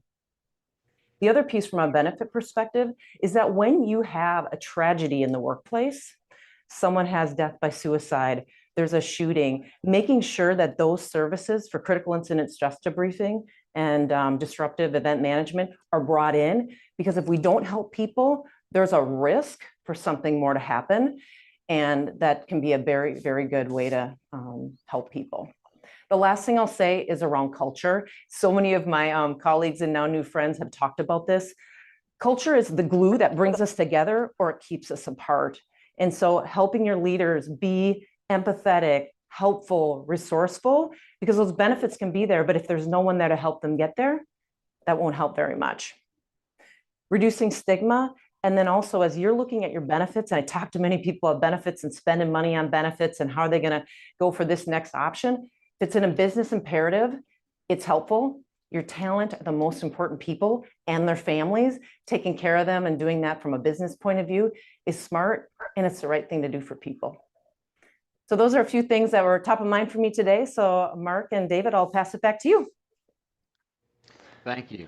Yeah, thank you, Elisha. That was fantastic. Let's give her a round of applause, everybody. And Elisha and I are a little bit in the same space in terms of I sell EAP products and work with companies a lot of times, helping them determine what's needed. And Elisha brought up social determinants of health, and that's something that I don't think it's recognized enough, because right now, year over year, most people report financial concerns being their biggest stressor. And last year, about this time, the American people went over $3 trillion in credit card debt. And so people are spending more and saving less, and it is causing financial concerns that have a ripple effect. And so being able to, from a company perspective, look at a whole person and everything they need is important, even if it might not be mental health services. It might be needing to consult on their budget so they can make ends meet. But looking at that whole person is crucial. That whole person, it sure is. I want to ask you to do one thing for me, Mark. I'm not sure, have we ever actually defined the term EAP? Oh, wow. We're just chatting about it like everyone's insiders here. So EAP stands for Employee Assistance Programs. And what they're mostly known for are the free counseling sessions. So almost every employer has them nowadays. And it is typically available not only to employees, but to members of their household as well. So keep that in mind. One of the best ways you can be there for somebody that you care about is being able to right then in the moment say, hey, we have this EAP available. I think it can help. Here's the phone number, whether it's in your phone or if you have a business card or whatever. But being able to point them that direction right then in the moment is crucial. So thank you for that, Elisha. And Mark, I'm just going to let you go ahead and take it from there. Yeah, okay. And bring in our next speaker. Yeah, thank you. So one of the ironies of working in the mental health and suicide prevention space is that we often need to reach people who are in roles that carry high stress, high risk, yet who, by the very nature of their jobs, may be extremely reluctant to seek professional help. So think about law enforcement, pilots, medical doctors, nurses, military personnel, those holding security clearances. All these individuals are concerned that something might happen to their livelihood, yet they recognize that they need support. So these people may have a justifiable fear that any open discussion about their mental health could put their livelihood at risk. And that fear, of course, simply adds to their stress.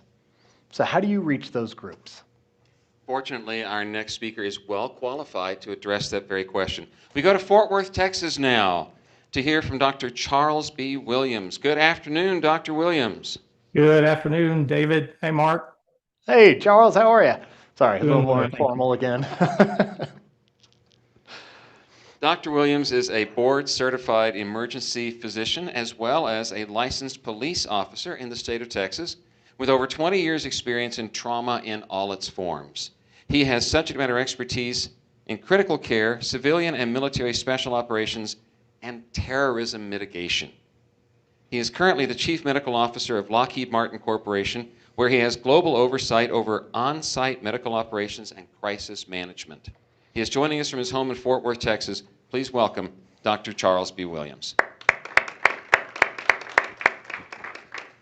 Thanks so much, David. And Mark, thanks again for the invitation to participate in this. I can't tell you how professionally and personally pivotal this is. It truly is an honor to be here today and to hear such a great panel of folks talking about things that really can be significantly impactful to many people's lives. As we talked about, and as you mentioned, one of the populations that really I've lived and breathed with for decades and continue to do so in my current role are people that really work in high stress environments and high risk environments, and people that hold security clearance classification to do some very important things for national and international and global security.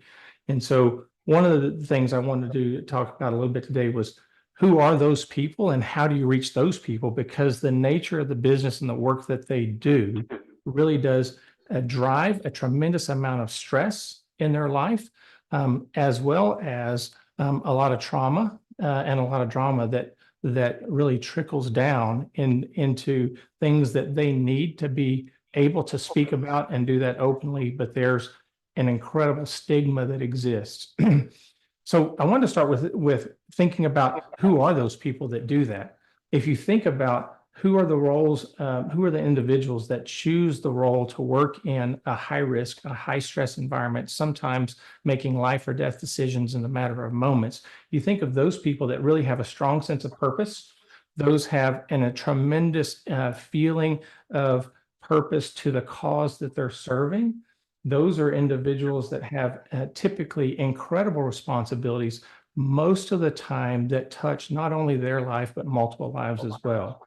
Those are individuals that work under the expectation, both internally and self-imposed expectations, that they have to have the ability to perform those tasks and functions without implicit institutional bias and without really the emotions that normally drive our everyday decisions in a very logical and realistic format.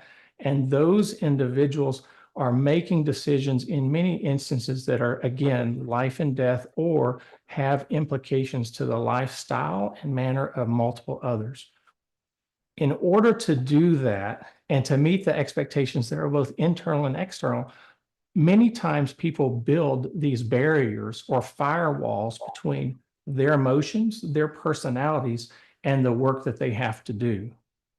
That firewall, as you mentioned, Mark, is ironic that firewall, in order for them to affect their job and do it with precision, is actually one of the things that helps enable the stigma that if I talk about the challenges, the concerns that I'm having, the worries that I have, and the emotional challenges that I face as an individual, that the fear is that that's going to put our job and our ability to do the role that we committed to do effectively. I know this because, again, I'm an emergency medicine physician and law enforcement officer, and for over 2 decades, professionally, I've had the opportunity to witness and care for people that have attempted suicide countless times, and unfortunately, I've had the chance to see people that were successful in their suicidal attempts more times than I want to know. As a family member, as a father, my family and I continue to struggle on a daily basis with the tragedy of losing my youngest daughter, who is a beautiful 16-year-old girl, 8 years ago this month, to suicide. So personally and professionally, and as a chief medical officer for a major organization in the defense industry, I too have to walk the walk that we're talking about. So I thought that it would be interesting and hopefully helpful to the group to talk about how do you reach that group? How do you get them to talk? How do you help them understand that it's important that they too, despite having to be Superman or woman in some instance, they too should have an opportunity to talk about their kryptonite or the challenges that they have.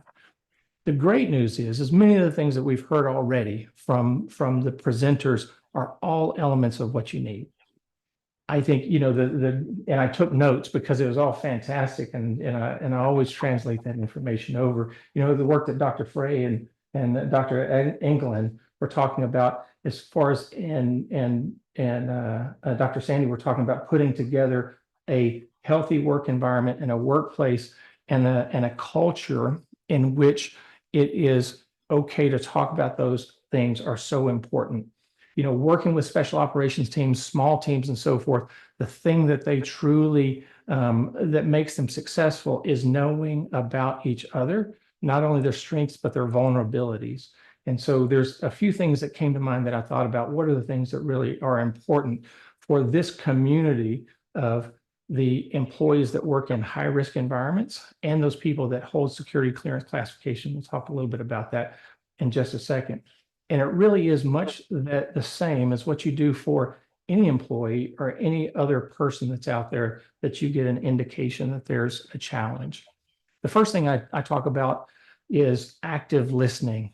And I think it was Dr. Sandy that was just talking about that. What is active listening? And that is really looking for changes in behavior. When I talk to my teams about how do they connect with their employees on their emotional well-being, I tell them to listen and to do that actively. And that's not just with your ears, but with your eyes, looking at behaviors, changes in habitus, whether they're disheveled, whereas they're normally, very well kept, whether or not they're showing up to meetings, whether or not they are late or prompt or they're prepared, so forth. So looking for those things, not just listening for the words they're saying, but I also tell my team to listen with your heart.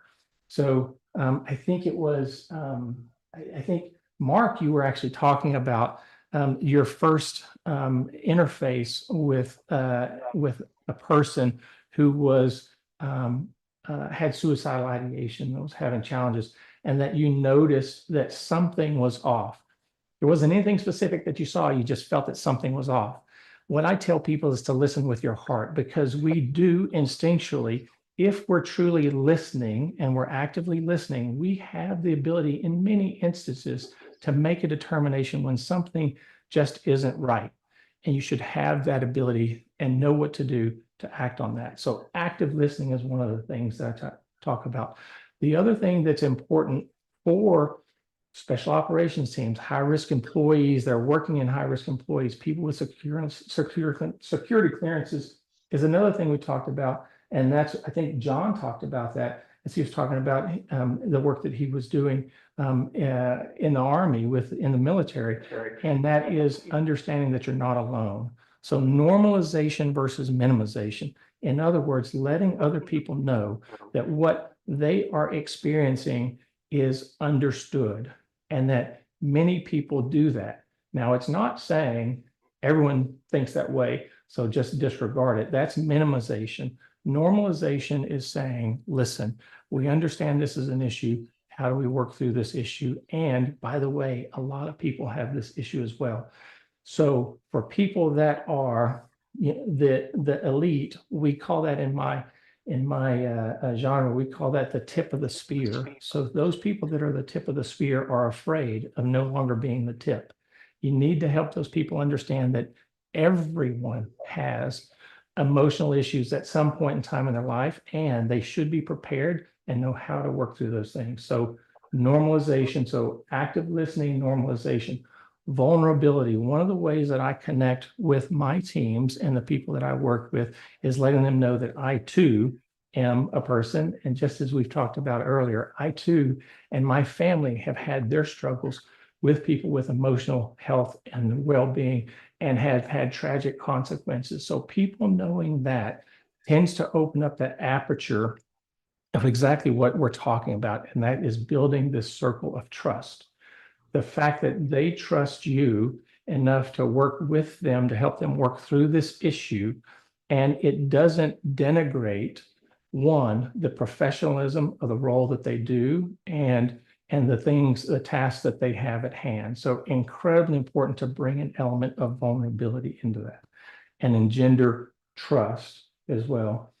And so along the line of trust, I want to quickly talk about security clearances. The federal government recognized years ago that the standard that they had for what qualified for losing your security clearance was much too rigid and much too tight. And so there was a very intentional element throughout our federal government to rewrite the language around what qualifies for reporting needs for security clearance and what is a disqualifier and what is not. And the good news is that whereas there are still things such as involuntary commitment to a psychiatric facility or imminent risk to yourself or others, things that make sense, that truly do run an individual the risk of not getting a security clearance or keeping a security clearance, many of the things like seeking counseling, expressing concerns of anxiety, reporting those types of conditions, being on medications for depression and that being well managed, many of those things have no implication on your security clearance whatsoever. Depending on who you work for and the customer, you may or may not have to report it, but it absolutely does no longer means you're not going to get or you're not going to maintain a security clearance. And that was all really a very intentional effort by the federal government to build this element of trust and help the people understand that you truly should be seeking care for these issues that are concerning you, rather than sequestering them, pushing them away, and not speaking about them for risk of losing your security clearance. That all is an element of trust. And I think the final thing that I wanted to talk about that's important is this issue of inspiring hope. Now, what is hope? Hope can be defined many different ways, but for me, hope is instilling in someone that vision that there is something beyond the dark days that they're seeing, that there are resources, that there are opportunities, and that all ties to the work that employers are doing in their employee assistance programs, their EAP programs, to help get their employees connected to the resources.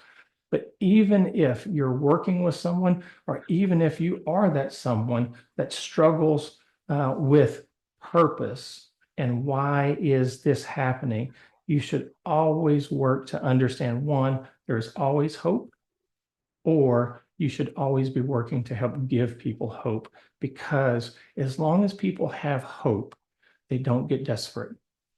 Without hope, you become desperate. And we all know the challenges and complications that come when people are desperate. So I think that the incredible work that's being done here, helping to bring this information forward, and the work that all of the presenters are doing to continue to spread the message and help decrease the stigma, and most importantly, all the people that are here attending and watching, is incredibly important to help understand how do you help others and how do you help yourself. With that, I'll stop there. Happy to answer any questions at the end. I'll give that back to you, Mark and David. Thanks. Thank you. Yes, thank you, Dr. Williams. First, let me say, Dr. Williams, thank you for sharing such a personal story. It helps everyone understand that no one is immune to this, no matter what profession you choose or vocation you choose. That's right. That's right. And apparently my microphone is working again. So isn't it amazing what technology can do? I do have a question here, and I wonder well, I will let Dr. Williams and Mark decide about tag teaming on this question. I think we can get perspectives from both of you. But let's start with Dr. Williams. An audience member named Jane Gehring asks, are there specific skills or training that can be helpful to managers in developing a safe workplace culture? Mark, I'll let you go first, and then I'll chime in as well. Thank you. Well, to be honest, I'm going to reiterate a lot of what Dr. Williams just said about active listening and connection and being able to ask those difficult questions. And active listening truly is not just listening for what you're going to say next or in your head formulating that next response. It's truly sitting there and absorbing everything they're telling you, even if you have to pause afterwards and say, wow, that is a lot. I'm not even sure what to say. I want to support you. I don't want to say the first thing that comes to mind. I want to say the right thing. And so I'm just going to sit here and absorb everything you're telling me, or however you want to say it. That you don't need to respond immediately to something so impactful, but you could miss a lot if that's all you're thinking about is, how am I going to respond to them? So that's just one specific skill. The question was also about resources. I'll tell you about two real quickly. One, there's a training out there called Mental Health First Aid. Yes. It's for organizations. It's extensive, but it's extremely helpful understanding what people might be going through, how to look for those different signs and symptoms, how to approach them. It's very skill-based training. There's another one called the HOPE Certification Program, which David and I are a part of. It stands for Helping Our People Elevate, which is more of a large-scale workplace training that helps people within their organization craft mentally healthy workplaces through their messaging, through their benefits, through leadership involvement. And so those are just two to go check out when it comes to resources. But Dr. Williams, what else would you add to that? Well, I would say, Mark, I think one, your references are absolutely right. What I would encourage is that for any of you that are employees of an organization of any size, unless it's you working out of your home reach out to your HR professional or reach out to your EAP organization and say, what training do we have available? Invariably across the board, every organization that I've spoken with that has a dedicated EAP resource has within that EAP resource training available, oftentimes at no cost to the company or the employee, on how do you make your managers more attuned to having conversations with your employees about their emotional well-being and health. And our EAP organization does that, and then I do that independently within our organization as well. So absolutely, please do reach out to your EAP organization if your company has one, to understand what they offer across all the bandwidth, because I'll guarantee you in most instances, it's more comprehensive than what you understand. I will say this, the number one thing to do is build the awareness. The mental health first aid program, any other, emotional well-being program, my goal and hope is that it builds an awareness that managers can absolutely have a conversation with their employees that says, how are you doing?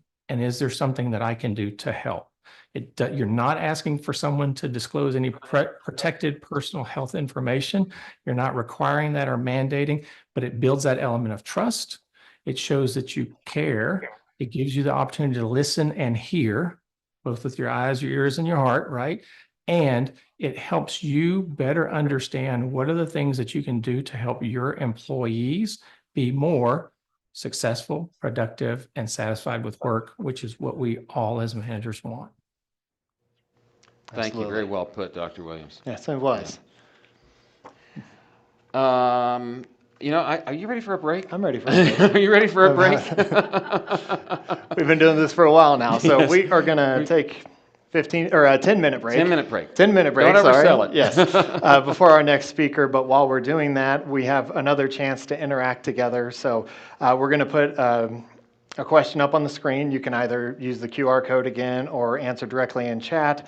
But the question is, what is one takeaway so far from an afternoon of hope? So we have 10 minutes. Please be back in your seats so we can look at Dr. Jody Jacobson's second video. Thank you, everybody. Dr. Judy Davidson. I think Judy Davidson. Wow, I Yes. am all over the place. You're mixing up some I really names am. there. Yeah. We Dr. do need a Judy break. Davidson, yes. 10 minutes.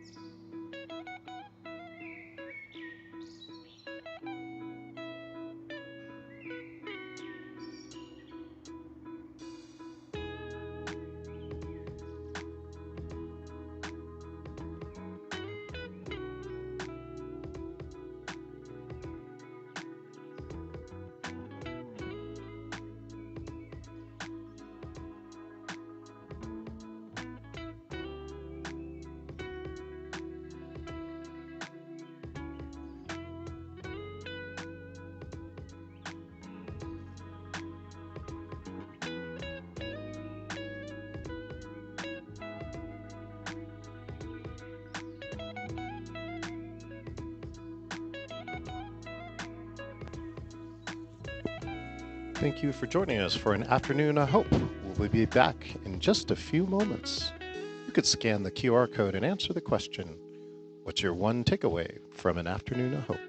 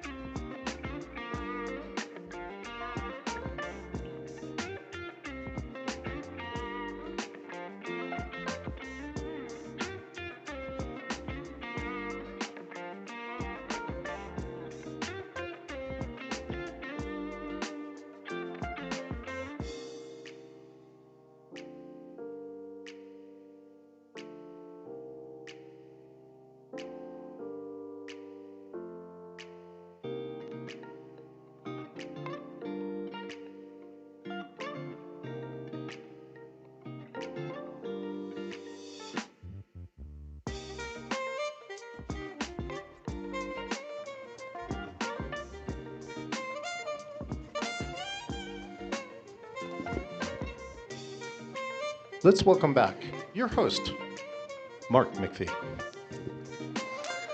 Hi, everybody. Welcome back. I hope you enjoyed that 10-minute break. While we were gone, people were putting in the results of the Stream Alive question we asked. Let's take a look at those questions here, those answers. So what's one takeaway from an afternoon of hope? Engage in caring conversations with the one who is in need. By doing so, you show them they're valued. I love this one. Can't meditate your way out of a toxic workplace. That's so true. I think Dr. Fry had that line, and it was just excellent. So to move us along for today, I want to focus specifically on a population that does a great job of supporting other people, but don't do a great job of taking care of themselves. themselves. And I'm talking about healthcare professionals, nurses specifically. And since nurses make up 13% of the American workforce, which I had no idea, nurses make up 13% of the American workforce, we thought we should spend a few minutes talking specifically to them. So let's watch the second part of my interview with Dr. Judy Davidson. I think a lot of people are surprised when we talk about nurses and healthcare professionals not accessing care. I think a lot of people sit there going, well, these are the ones who understand the importance of it, yet it's really difficult to get them to engage. Why would you say that is? When anything is this problematic, it's usually multifactorial. But one of the big issues we're addressing right now is the questions that we have to ask as licensed healthcare professionals to get our licenses, to get credentialed in a healthcare system, and then the questions that are asked upon hiring. The questions on licensure, the questions on hiring, the questions on credentialing, they were all designed with good intentions to protect the public. But we now know that those intrusive questions about your past mental health history or the medications that you're taking, they violate the American Disabilities Act, and they also are associated with suicide. The good news is there's advocacy being done right now to change all of this from the past. You can download a QR code from the Lorna Breen Foundation website. The Lorna Breen Foundation has been set up to address these issues of stigma against mental health seeking behaviors. And they developed a great toolkit for you to assess your licensing, credentialing, or hiring questions to see if they comply with the ADA. And the other good thing is that people at An Afternoon of Hope, you can go to our resources page, and there you can find the toolkit as well. I hear that UC San Diego has one of the best programs in the nation when it comes to supporting workers in suicide prevention. Mark, thank you so much for asking me about that. We're really proud of this program. It's called the Healer Education Assessment and Referral Program, HEAR, the HEAR program. And the way it works is we partner with the American Foundation of Suicide Prevention. They developed a screening tool that covers many different forms of mental health problems: depression, anxiety, sleep disorders, substance use disorders, you name it, it's in there. And we send a message to every employee at least once a year, asking them to proactively take care of their own mental health by doing the screening to see if maybe they would benefit from treatment. All you need to do is contact the American Foundation of Suicide Prevention, ask them about the interactive screening program, and you can set up a process to deploy this in your company to safely screen staff for mental health issues. I mean, that is so key, making people feel comfortable that it's confidential. Because if anyone has any concern about it being found out, their job being at stake, anything like that, it's going to cause them not to participate. So, Judy, thank you so much for your time today. We are going to miss you on September 10th, but we greatly appreciate you being here and being part of this event. Well, hey, Mark, before we leave, you want to take a walk on our special art path, and we're going to go see the house. Oh, yes, yes. We're going to see the fallen star, and I'm going to give the audience one more tip about suicide prevention. That sounds awesome. Let's do it.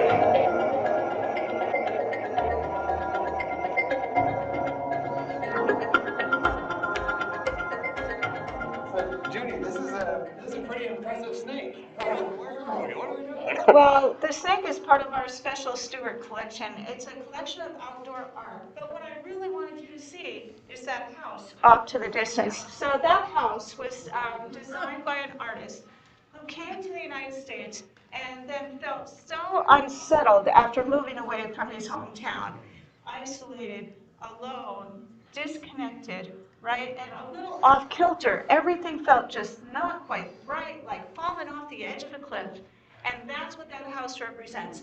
Well, in America today, we have an epidemic of loneliness, and loneliness is one of the risk factors for suicide. So each of us has the opportunity to break through that. We can change. We can get rid of the epidemic of loneliness by taking action both at work and at home. So at work, do you meet the new people on your team? Reach out to them and invite them for coffee, invite them for lunch, make sure that they're socially enculturated into your workforce. Does the organization itself have ways to keep people connected? Then at home, do you meet your new neighbors? down the hall or in the next house. So each of us has an individual opportunity to bust that epidemic of loneliness and that risk factor for suicide.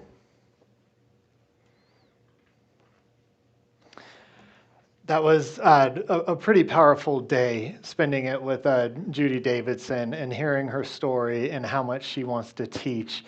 And the last lesson she gave us around loneliness is so timely. It is an epidemic that has been going on for years, way before the pandemic was ever around. And there are things we can do to address it. So I loved the note she ended on. The fallen star, that art piece is just incredible. So all around, it was a great day. She also mentioned something that I want to point out. She talked about 2 resources that you can access. And then you saw me in the video say, the good news is you can go to our resources page. So it's afternoonofhope.com. And if you go there, you'll see the resources tab. You click that.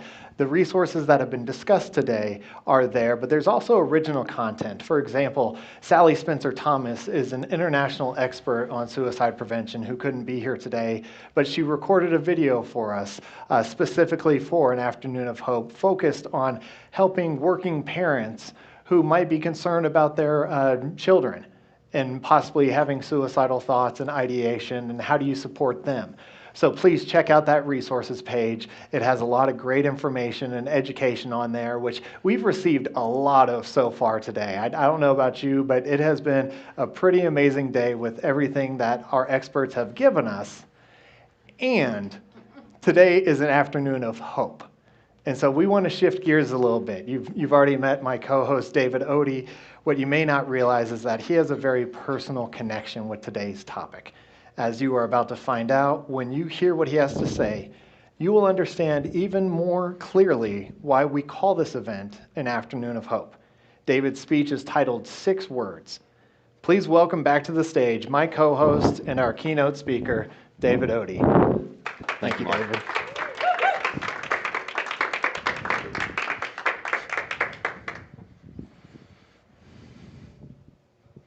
You've heard this afternoon from mental health professionals, from other medical professionals, from researchers.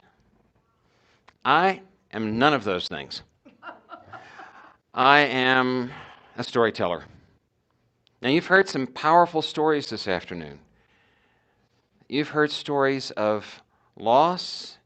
You've heard stories of hope. It's been a bit of a roller coaster. Even some of our mental health professionals have shared with us some of their own challenges. What you're about to hear from me is what those mental health professionals call lived experience. Now, you may not know this, but the phrase lived experience comes from a Latin phrase meaning he did not go to med school. That's right, no med school debt for me. But my therapist just bought a house in Aspen. Now, when I talk about my lived experience, that's not in any way meant to imply any comparison with your own experience, or that anything that worked for me will work for you. It's just my experience. What I do believe is that when you have experienced what you're about to hear, something will be different for you. Maybe you'll feel compelled to have that challenging conversation with someone you've been putting off, somebody close to you. Maybe you will be ready to have a conversation with a mental health professional. I hope you will feel emboldened to share your story with someone who needs to hear it.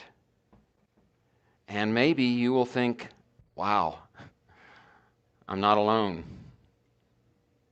And that would be good too. So come with me on a little journey through time. Oh, if you are prone to claustrophobia, please ignore me for the next 3 minutes. Seriously, take out your phone, 2 games of Candy Crush, you should be good. Otherwise, imagine this. You are walking into a tunnel. Not a highway tunnel, not a carpal tunnel, not a tunnel that Wile E. Coyote painted on the side of a cliff, but a tunnel leading into an abandoned gold mine.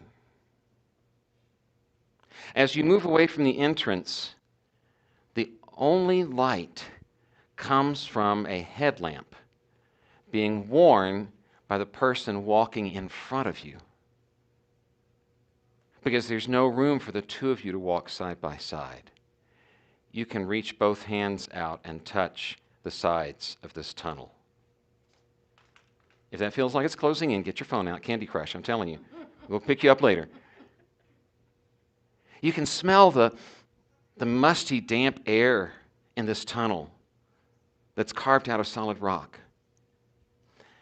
But the only thing you can see is the outline of the person walking in front of you, silhouetted against the light of his headlamp reflecting off the tunnel walls. That's where I was. I was 12 years old. And the person walking in front of me was my dad. We were vacationing in northern New Mexico, and my dad had taken it upon himself to decide that it would be a good idea to explore one of the abandoned gold mines that dot the side of Wheeler Peak. And you might be wondering, well, David, why on earth would you follow him in there? When I was 12 years old, I would follow my dad a lot of places. He was the kind of guy who would walk into an abandoned gold mine, confident in the knowledge that the worst that would happen is he'd walk out with a new story. So yeah, I was following him. And then, all of a sudden, without any warning, I found myself in pitch darkness. No light at all, no familiar outline of my father's shape. When I reached out to touch him, he wasn't there. Where had he gone? Had he fallen down some hidden shaft? If I took one more step, would I do the same? I froze. I felt my heart pounding, my mouth going too dry to speak. I said to myself, David, there's no one here to help you. What are you going to do?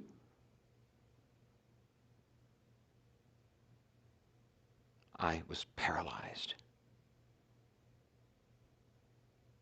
And then, just as suddenly, I was blinded by the light.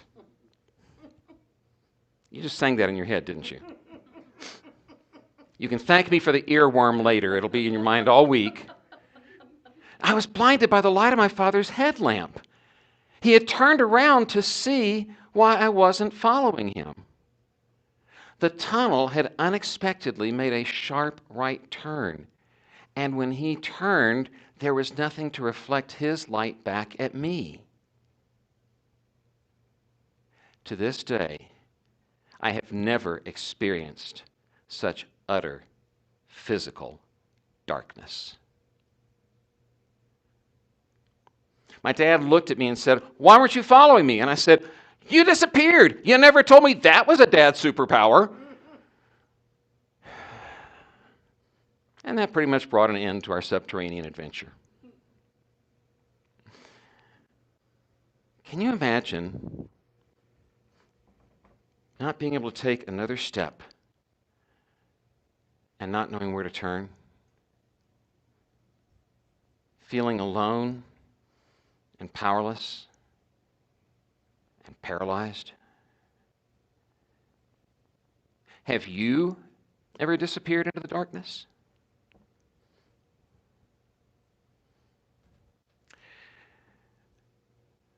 In the next few minutes, we're going to go through some dark places together. I can't promise you that you'll find gold at the end of our journey. My dad and I didn't find it either. But I can promise you this: you won't be alone. When we come to those unexpected dark corners, we'll navigate them together. And at the end, you will have something better than treasure. You'll have a message of hope, the kind of hope that illuminates those dark corners, the kind of hope that will help you light the way for someone else. So come back with me to 2001. George W. Bush was in the White House, Survivor was on TV, and I was in an office about 5 miles west of here. And something was wrong. I didn't know what it was. I couldn't put a name on it. But I felt stuck. I felt just as immobilized as I was in that dark tunnel.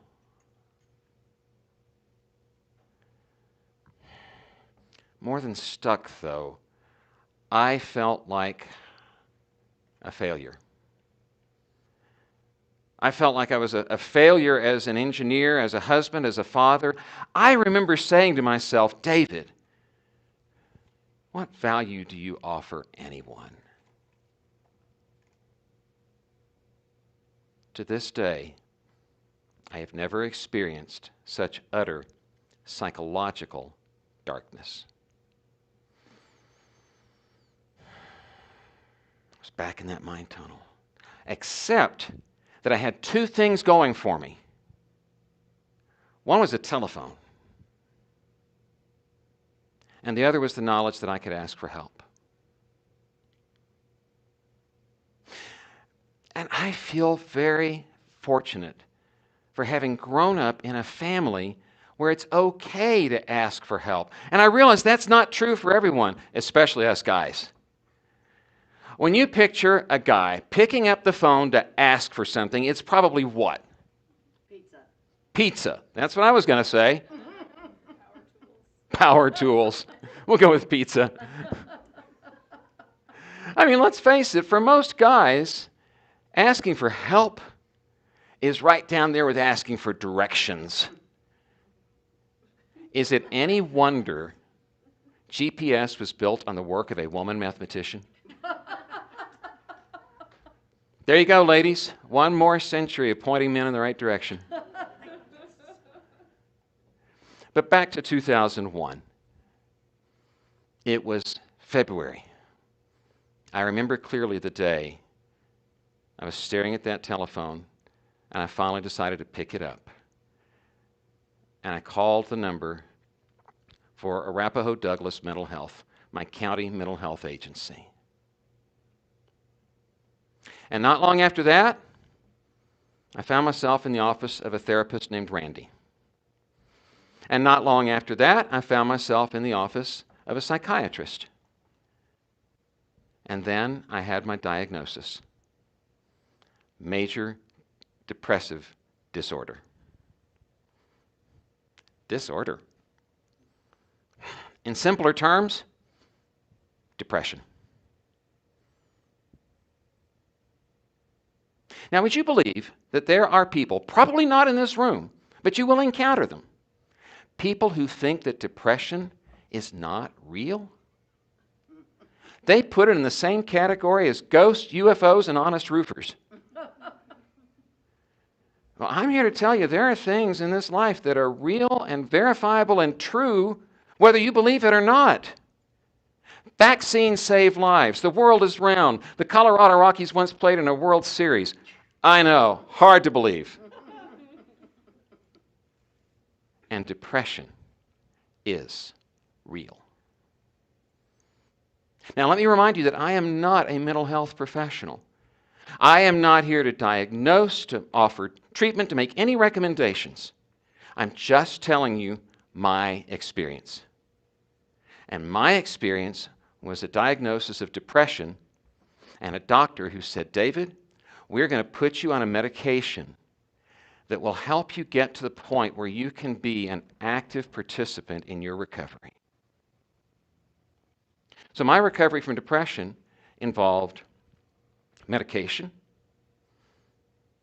counseling, cognitive behavioral therapy, prayer, journaling, and the loving support of my wife, Susan. And the last three of those were free. But you know, when I say I was depressed, that doesn't really begin to convey the depth, the poignancy of what I was going through. So I actually went back and took a look at one of my old journals from that period, because I wanted to see how I was capturing at that time, in my own words, what I was going through. Here is an unedited journal entry from June 2001, about 3 months into my recovery. I can't find the energy or motivation to do those things I've identified as needing to be done. I think of suicide only rarely, maybe 1 or 2 times a week. But I still can't eliminate those thoughts entirely. I feel guilt and shame over the way things are going at home and at work. Things that should excite me don't. The end of school, going camping this weekend, the possibility of traveling to see a customer. I recoil from all those things. I was at least happy that my problem had been identified and I was getting treatment, but now it seems I'm not improving anymore. P.S. I'm available for children's birthday parties. Just kidding. But did you hear the impatience in my voice? I was ready to be done with this 3 months in. It was like, we've got a diagnosis. We know what to call this thing. Now let's fix it. I would come to learn that depression has its own timeline. It would be about 2 years before I felt fully functional again. And in those 2 years, there were some scary moments. Imagine this. Imagine 2 men living a few miles apart in South Metro Denver. 2 men leading oddly parallel lives. Both men in their early 40s, both married to teachers, both with good jobs in telecommunications, both with 3 kids and a house in the suburbs, one in Highlands Ranch, one in Centennial. And their lives never intersected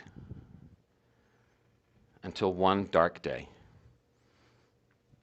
And I do have to caution you, this is one of those turns where it gets very dark. Because that was the day that one of those men, who happened to be me, walked out and got his copy of the Denver Post. We used to have these things called newspapers, Google it.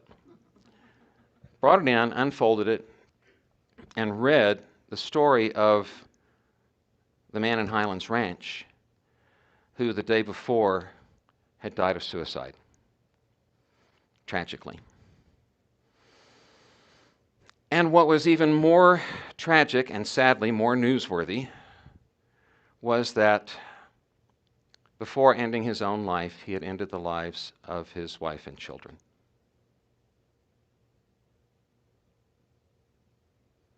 Have you ever read a news story that made you feel like you'd been kicked in the gut by a mule? I read that and it terrified me. It scared the you-know-what out of me because of one other little detail about those men's oddly parallel lives. You see, we'd both been in treatment for depression for about a month. Now, I've heard mental health professionals say that there is a very precarious time in recovery from severe depression that often happens about a month in, because someone who is severely depressed is likely to be experiencing what is sometimes clinically called suicidal ideation. Ideas of suicide. But when I say ideas, that's misleading. These are not fleeting notions. For some people, these ideas of suicide become all-consuming. You heard in my journal entry about my own thoughts of suicide, which fortunately did not get quite to that level, not to the level that is now referred to as living through suicidal intensity. Think about that phrase for a minute. Someone can be living through suicidal intensity. And yet, as you also heard in my journal entry, someone's experiencing severe depression can be paralyzed, unable to carry out almost any intentional action. In effect, you can have someone who is too depressed to kill themselves. Now, imagine what could happen if, in the course of recovery from depression, that paralysis begins to dissipate before that suicidal intensity releases its grip.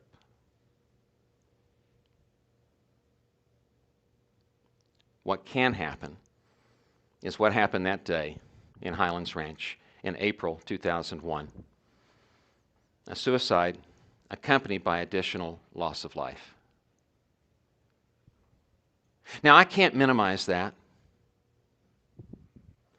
That was a tragedy for that family, for their whole community, for everyone who knew them. But I can tell you, it was not the end of the story, because of one more little detail I read about in the Denver Post. And that was the mention of a small caliber rifle. Did you know that in the United States, 3 out of every 5 gun deaths are suicides? Empirical evidence shows that when a person is contemplating suicide, they will often act in a moment of brief but heightened vulnerability. Think about that phrase for a moment. Brief but heightened vulnerability. And if a gun is available in that moment, a suicide attempt is much more likely to be fatal. So I read that in the news story, and I knew that at that moment in my basement, wrapped in a blanket and tucked away in a corner where nobody would be likely to find it, there was a small caliber rifle. To be specific, a Ruger 22 caliber carbine that my father had bought me when I was a teenager for sport shooting. Yes, I grew up around guns. I was a 19-year-old summer camp riflery instructor. I had taught people firearm safety. And I knew there was no way I would ever use a gun with the intent to harm someone, neither me nor anyone else. But how did I know? How could I know that that gentleman in Highlands Ranch wouldn't have said the exact same thing right up to that moment of brief but heightened vulnerability? I decided I would not take that chance. I went down to the basement, I got that gun, I took it to a gun shop and sold it. One small step that might have made me and my family a little safer. So whatever we can say about the tragedy that befell that family in Highlands Ranch, it may also be true that it saved a life.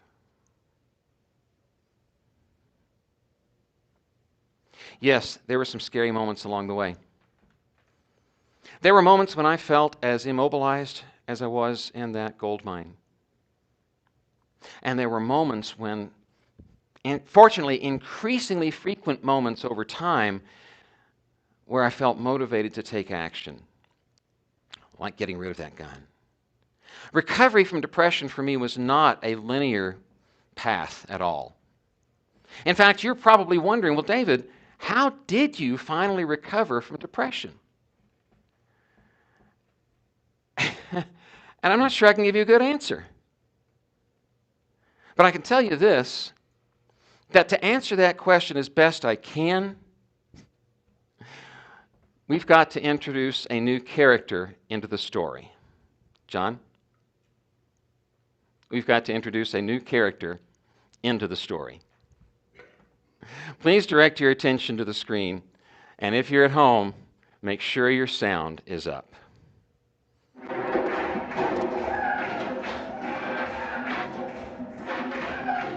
John, can we see it in here?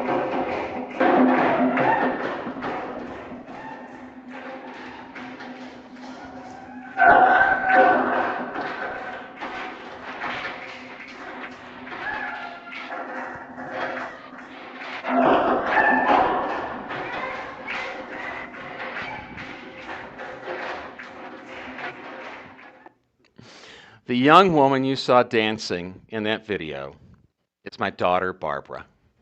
Have you ever seen a more physical embodiment of pure joy? I just love watching Barbara dance. I shot that video when my wife Susan and I visited her in Montana a few years ago. She took us to experience her favorite Saturday morning activity, which was something called Afrofusion dance. Every week they would meet and they had the live drummers and they would learn new dance moves and do those combinations for each other. And right there, you just heard three things about Montana you didn't expect to hear, right? Dance moves, live drummers, and something called Afrofusion. I love watching Barbara dance. It just lights up my soul. She has such a bright light to offer. And there was a time when that light flickered. You see, when Barbara was in high school, she was diagnosed with major clinical depression. What an inheritance, right? When you think about everything you could possibly want to pass along to your children, I'm betting that a lifelong mental disorder with possibly fatal complications is not high on your list.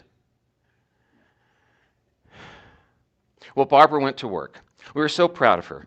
She did the work. Her course of treatment for depression was similar to my own. It involved medication and therapy and talking to a psychiatrist and a psychologist and journaling and doing artwork. Just trying to figure out how to express what was keeping her from living that joy-filled life that you saw she's capable of. My wife and I thought, she's got this. All through her senior year of high school, we thought, she's got this. She graduated, she went off to college in the fall, and we thought, what? She's got this. One thing you need to know about Barbara is that she is an empath. She tends to feel deeply any sorrow or negative emotion surrounding her. It's why we never let her watch Titanic. Raise your hand if you have a sensitive child. Okay. Well, imagine this. At the end of Barbara's junior year in college, she had a chance to go on a trip sponsored by a history professor from her school who taught the history of the Holocaust. Imagine your sensitive child going to a little town in France and reading about the Nazi atrocities that took place there. Imagine your sensitive child going to visit Schindler's factory. Imagine your sensitive child going on to visit sites of concentration camps. And then, just to throw in another wrinkle, imagine that your sensitive child was unable to pre-fill enough of her prescriptions to get her through the entire trip. We didn't know it at the time. We thought she was doing well. She came home that summer after the trip. She didn't seem quite as fine as she usually did, but we still thought she's doing the work. She's got this. She went off to her senior year in college, and we thought, she's got a counselor, she's staying busy, she's staying on top of her classes and her activities, she's doing well.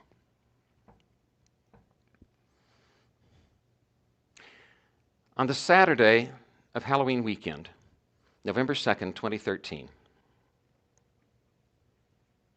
Susan and I were sitting at home enjoying a visit from a friend who had come over. The smell of homemade pizza lingered in the air. And we were laughing about some board game we'd been playing that our friend always lost. And Susan's phone rang. She looked at it. She said, "Oh, it's Barbara calling. Hi, sweetie."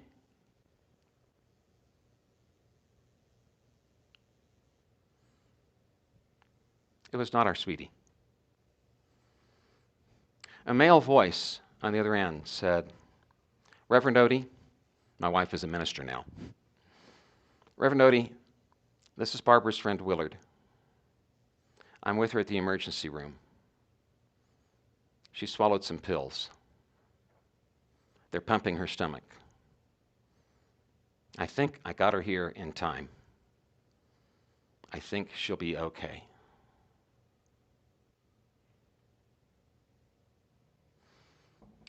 I believe what I said next was something like,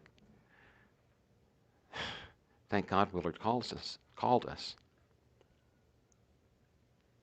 What I wanted to say was, "Okay? By what sick, twisted definition of that word can any of this possibly be okay?"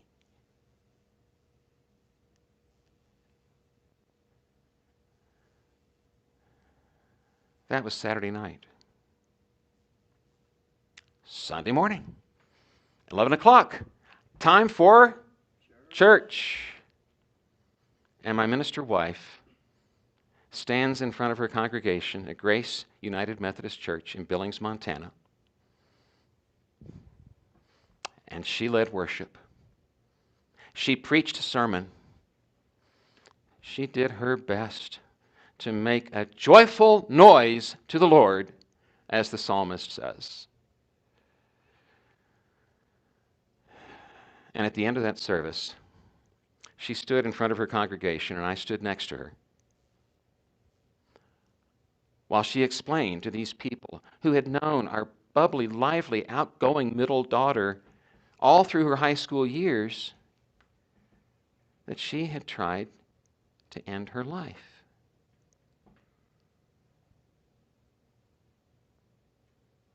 Have you ever experienced something you just can't make sense of? Well, that afternoon, Susan got on a plane to Michigan. I, on the other hand, went to a rehearsal for a play I was opening in the next weekend. A play called August, Osage County. A play about a family that comes apart over a family member's apparent suicide. Define irony. Well, by the end of that week, Barbara was released from the hospital, and Susan brought her home to spend the rest of the fall semester at home with us. She was doing the work, the counseling, the journaling, trying to come to grips with what had happened. It was quite some time after the event before Barbara was ready to say to her mom, "I tried to kill myself." And Susan said, "Yeah, we know." And it was even some time after that before I thought Barbara was ready to answer the question that was running through my mind. And I asked her, "Barbara, what was Willard doing there?" She said, "I called him." I said, "After you took the pills, you called Willard?" She said, "Yeah." I said, "Why?" "I didn't want to die alone."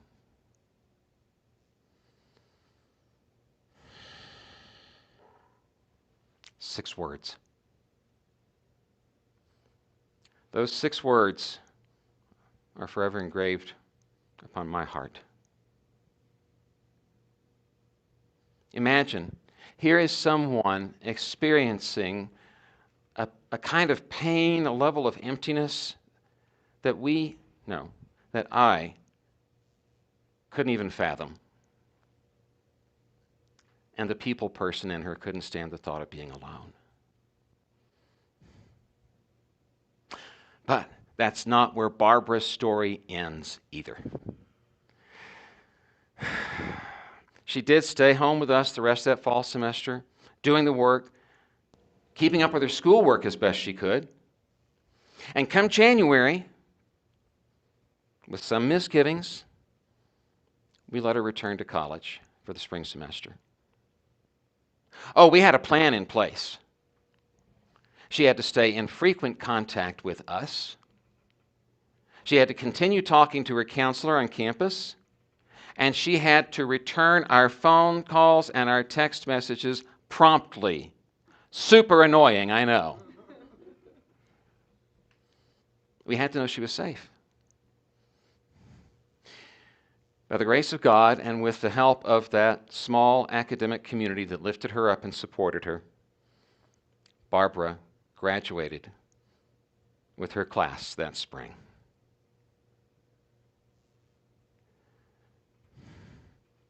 Barbara's doing well now.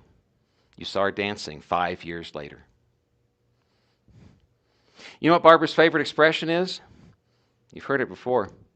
She's the one I got it from. She says, "Dad, you've got to feel all the feels." Feel all the feels. The ones that lift you up and the ones that threaten to pull you down. Because if you can't feel them, if you become numb to them, how can you be truly alive?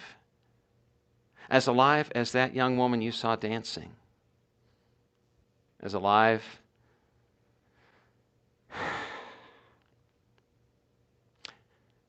as the young woman you're about to meet. You heard my version of her story. Now you get to hear hers. For the first time ever, it gives me great pleasure to invite her to join me on the speaking platform. Please welcome my daughter, Barbara Odie.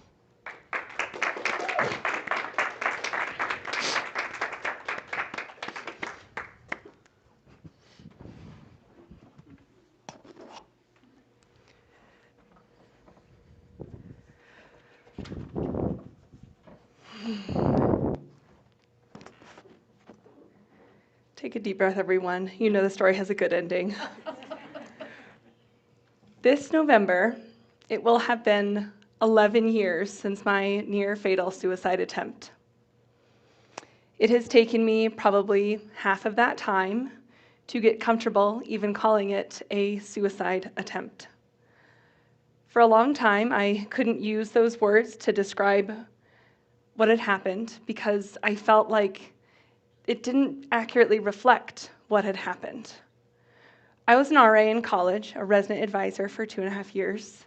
And in that position, I attended QPR gatekeeper training, which is a suicide prevention training. I did it twice. And in that training, I heard long lists, some of the things that we've heard here today, of signs to look out for. Depression, withdrawing into yourself, isolating. And at the time, I thought, well, those don't apply to me. Most people around me didn't know how much I was truly struggling with depression and anxiety. I was so good at masking it that my attempt came as a surprise to everyone who knew me.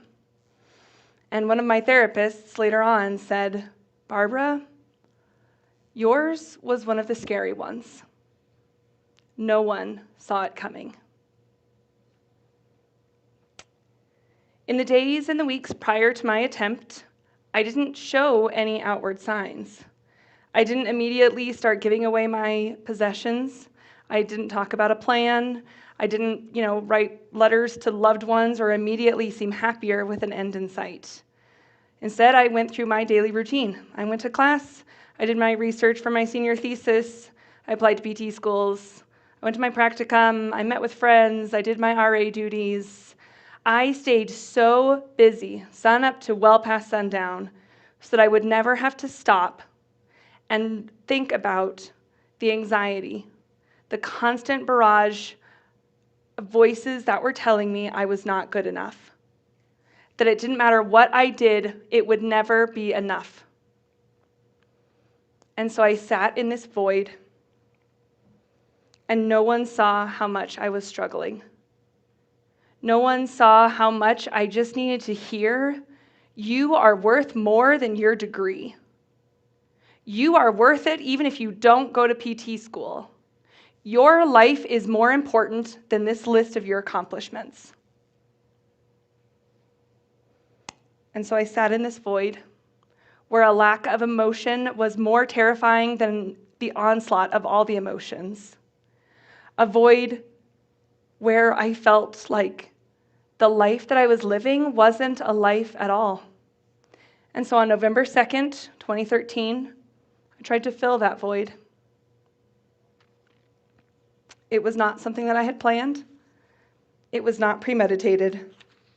In fact, I had gone through some of the mitigation strategies. I had turned over my antidepressants to my therapist. I had to check into the counseling center every day to get them. I had given my crafting scissors, my X-Acto blades, and my car keys over to my best friend, Emily. We had dumped my alcohol. I got rid of the lethal means. I lived in a very flat state, so there were no tall buildings. So that was like not even a thing that I had to consider. The only thing I had was my prescription beta blockers if my heart rate got too high. So no, it was not planned. There was not a note that I left behind. There was no concept of what would happen, how it would affect the people around me. There was just a void, an emptiness that I thought I could fill by swallowing a bottle of beta blockers. It turns out the void doesn't need to be filled. The void needs to be acknowledged. That's what this artwork is showing. Years later, I was talking to one of my therapists about my attempt, and she says, "Barbara, I notice you don't call it a suicide attempt. Why is that?" Because suicide is something that happened to other people, not to me. Because I had dissociated from my attempt. Because I could tell the story as if it happened to someone else. Or because doing so meant admitting to my own lethality, that I had tried to kill someone, me. Calling it a suicide attempt meant owning up to that lethality inside of me. And admitting that was so and is so antithetical to my role as an early childhood educator. I am a caregiver of these young, tiny humans who are the ultimate embodiment of life. And there was such a cognitive dissonance there, I couldn't reconcile it with who I knew myself to be. I couldn't own my story because I couldn't own up to that darkness inside of me. So why don't we talk about suicide? Because it requires us to face up to our own mortality, the uncertainty and the unknown, and to consider, even hypothetically, a world without you or me in it. And that's terrifying. And owning up to suicidal ideations, ideas, even without a plan, is even more terrifying because it means owning up to the fact that you want to kill someone. When I finally admitted my own suicidal ideations to my therapist in college, Jen, I remember distinctly seeing her eyes fill with tears. And she swallowed them down. She talked me through my safety plan. She put her own big feelings to the side so that she could validate mine without judgment or fear or shame. Jen faced the void with me. She did not shy away from the darkness. And eventually, after years of medication, therapy, EMDR, the loving support of my family and my friends, I learned not to be afraid of it either. It was years later, in my role as an early childhood educator, that I finally reached that point of acceptance, the duality of light and dark that exists in all of us. It was nap time, and I was laying next to this little 3-year-old who didn't like to nap. I had tried all of my usual tricks. I sat next to her, I modeled deep breathing. I rubbed her back, I stroked her hair, I held her little hand, nothing. Finally, I just gave up and I laid there next to her and I thought, well, she'll either sleep or she won't, but at least she's quiet. I was still holding her little hand, and all of a sudden I felt her little fingers like tickling up my arm. Kids are such sensory seekers, you know. And she brushed her little fingers over this arm where I just have the faintest self-harm scars from college. She brushed her fingers over them, and then she whispered in her little toddler voice, "You got owies?" Then she kissed the self-harm scars, and she smiled at me, and she said, "There, you all better now." I know, right? She didn't ask how I got them. She didn't see this depressed version of me. She didn't see my lethality or my attempt. She just saw me, Miss Barbara. The children in my care love me and accept me unconditionally, even when I'm grumpy or impatient or I have to use my big teacher voice with them, which, happens a lot. I help them regulate their big feelings, and more importantly, they help me regulate mine. I saw that I was good enough for them, and I learned to see and believe that I was good enough for myself, too.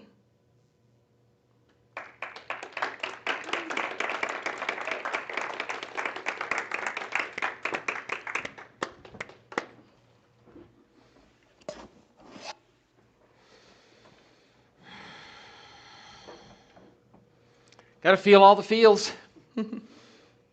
Feeling some big feels. Feeling a lot of pride, a lot of love, and a lot of, as a speaker, envy over the connection you obviously had with this audience. And I had to come back because I never answered that question I posed earlier. How did you recover from depression? And I needed you to see how intertwined our stories are. After Barbara was doing better, I was having a conversation with Susan, and I remember saying, well, watching what Barbara is going through is holding up a mirror to my own experience. And that mirror is saying, David, you've been complacent. You need to get real about taking care of your mental health. And Susan said, you listen to that mirror more than you listen to me. Raise your hand if you think sometimes facing reality can be hard. Well, I was not facing reality. I hadn't been ever since a moment about 10 years earlier when I decided I was done with depression. Yeah, I thought of my recovery as a one and done, kind of like Devo. Google it. What Barbara helped me see is that my recovery will be a lifelong process. I'll have to continue monitoring my moods and my thought processes and my coping mechanisms, as I'm sure Barbara does, just as surely as a friend of mine has to monitor his blood sugar. It's a lifelong process. So, instead of asking the question, David, how did you finally recover from depression? Maybe a better question to ask is, David, when did you recover from depression? And the answer is today. And with God's help, tomorrow and the day after.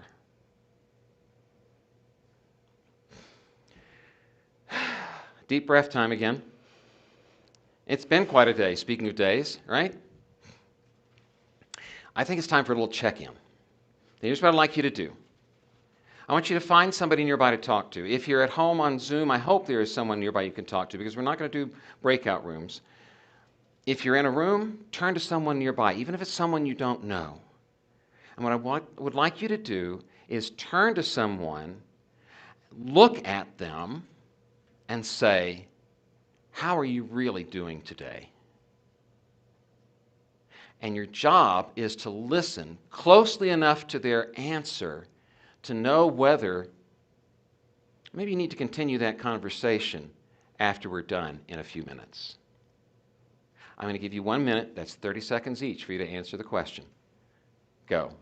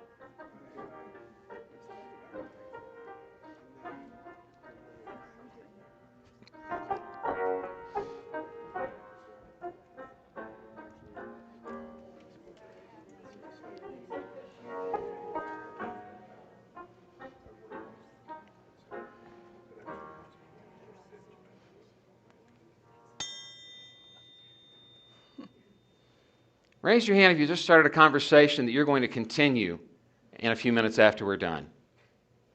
Oh, that's great. That is great. We've been feeling some big feels this afternoon, haven't we? Yeah, you've heard from mental health professionals. You've heard some stories of pain. You've heard stories of loss. You've heard stories of near loss. And you've vicariously experienced the joy that Barbara expresses through dance. There's one more thing you need to do in order to go out and shine a light for someone else, to help them find that treasure. Raise your hand if in the last little while you have felt something. Yeah. Why do you think that is? What made you feel something? Stories. Stories have power. Power to move people. And we're not the only ones with powerful stories. You have them too. Stories of your own journey through life's ups and downs. Those stories can teach and illuminate and inspire. Those stories can shine a light in a dark corner for you, for someone else. Will you be the one to share your story? Maya Angelou said, there is no greater agony than bearing an untold story inside you. So here's my challenge to you. Be vulnerable enough to share your untold story. And when you do, you keep the conversation alive. And when you keep the conversation alive, you keep hope alive. And when you keep hope alive, I'll let you finish the rest.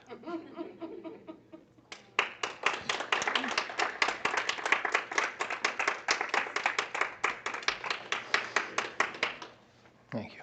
Is it okay if I give you Yeah, a of course. Incredible. Thank you, you two. I know this was your first time presenting together, and it was just so impactful. So thank you. This was a great way to end an afternoon of hope. If you bear with us, we have a couple more things we want to do. First off, we want to remind people about the resources available. The afternoonofhope.com resources page has everything we talked about today. 988 is available for people struggling. If you need to, if you don't know where else to call, Corporate Counseling Associates has a crisis line available for the next 7 days specifically for this event. That's 855-242-5061. We also need to thank our sponsors again. Yes. So Corporate Counseling Associates, if you want to learn more about us, feel free to scan the QR code. We also have a few other sponsors. Didn't know if you want to talk about them, if you want me to. Well, why don't you? Okay. I've kind of had the stage for a few minutes. Two of our other sponsors, Centennial Peaks Hospital and Highlands Behavioral Health, have been instrumental in making today a success. And we have our first ever Unsung Hero Award, and she has no idea we're about to call her up to say thank you. So, Alex, May, if you could come on up here real quick so we can say thank you to you. She has been instrumental in making today what it was. And we couldn't have done this without you. So thank you so much. We have some flowers for you. Thank you. Right, I really didn't have any idea. Yeah, we didn't tell you about this at all. So let's say a quick goodbye to all of our speakers again. John, can you throw them up for us? Yeah. All right. Dr. Williams, thank you. Dr. Williams.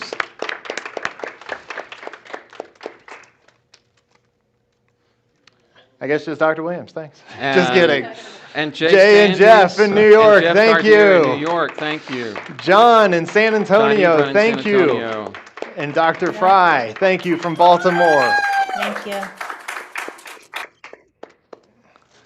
Okay, one last thing I want to talk about, and that is getting some feedback from everybody. This is our first year doing this. This is important. And we would like to learn more about what you liked, what you didn't, what we could do differently. And so there is a Talkadoc slide, but David, tell us more. Yes. I hope that you will either point your camera one more time at this QR code, or if you are on Zoom, the link should be in chat. Now, please, this will take you just about a minute to complete this little survey for us, and it will be so helpful to us that we're going to give you something in return. You saw an example of Barbara's artwork that was part of her therapy in recovery from depression. Would you like to know more about her artwork? Okay, well, here is bonus content that you're not going to see anywhere else unless you complete this survey. And that is that when you complete the survey, you'll get a document with links in it to a video where Barbara is narrating a little slideshow of some of her artwork and explaining her techniques, explaining the whys and the hows of some of her artwork, and you can also download those images for free. So that'll be our free gift to you if you'll go ahead and complete this survey. So we're going to take a minute. We'll play the music again. We'll give you a chance to do that while it's fresh in your mind. Thank you, Alex.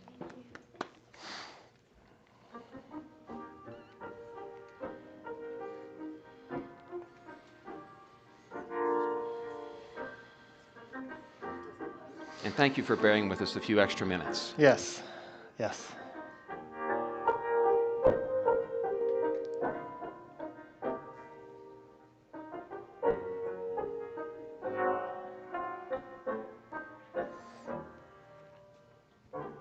David and Mark, people are asking, where can they watch a recording of this special meeting? Great question.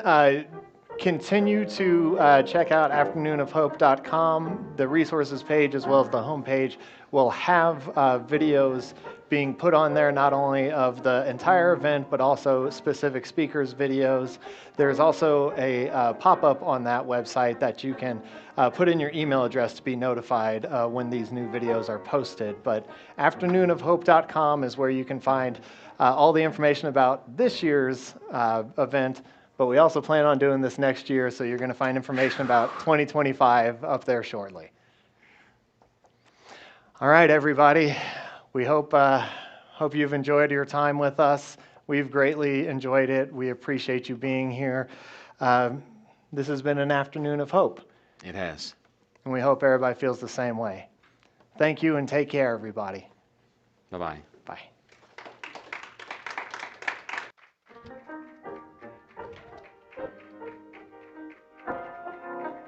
You've just watched an afternoon of hope, empowering conversations and saving lives. Thank you for joining us.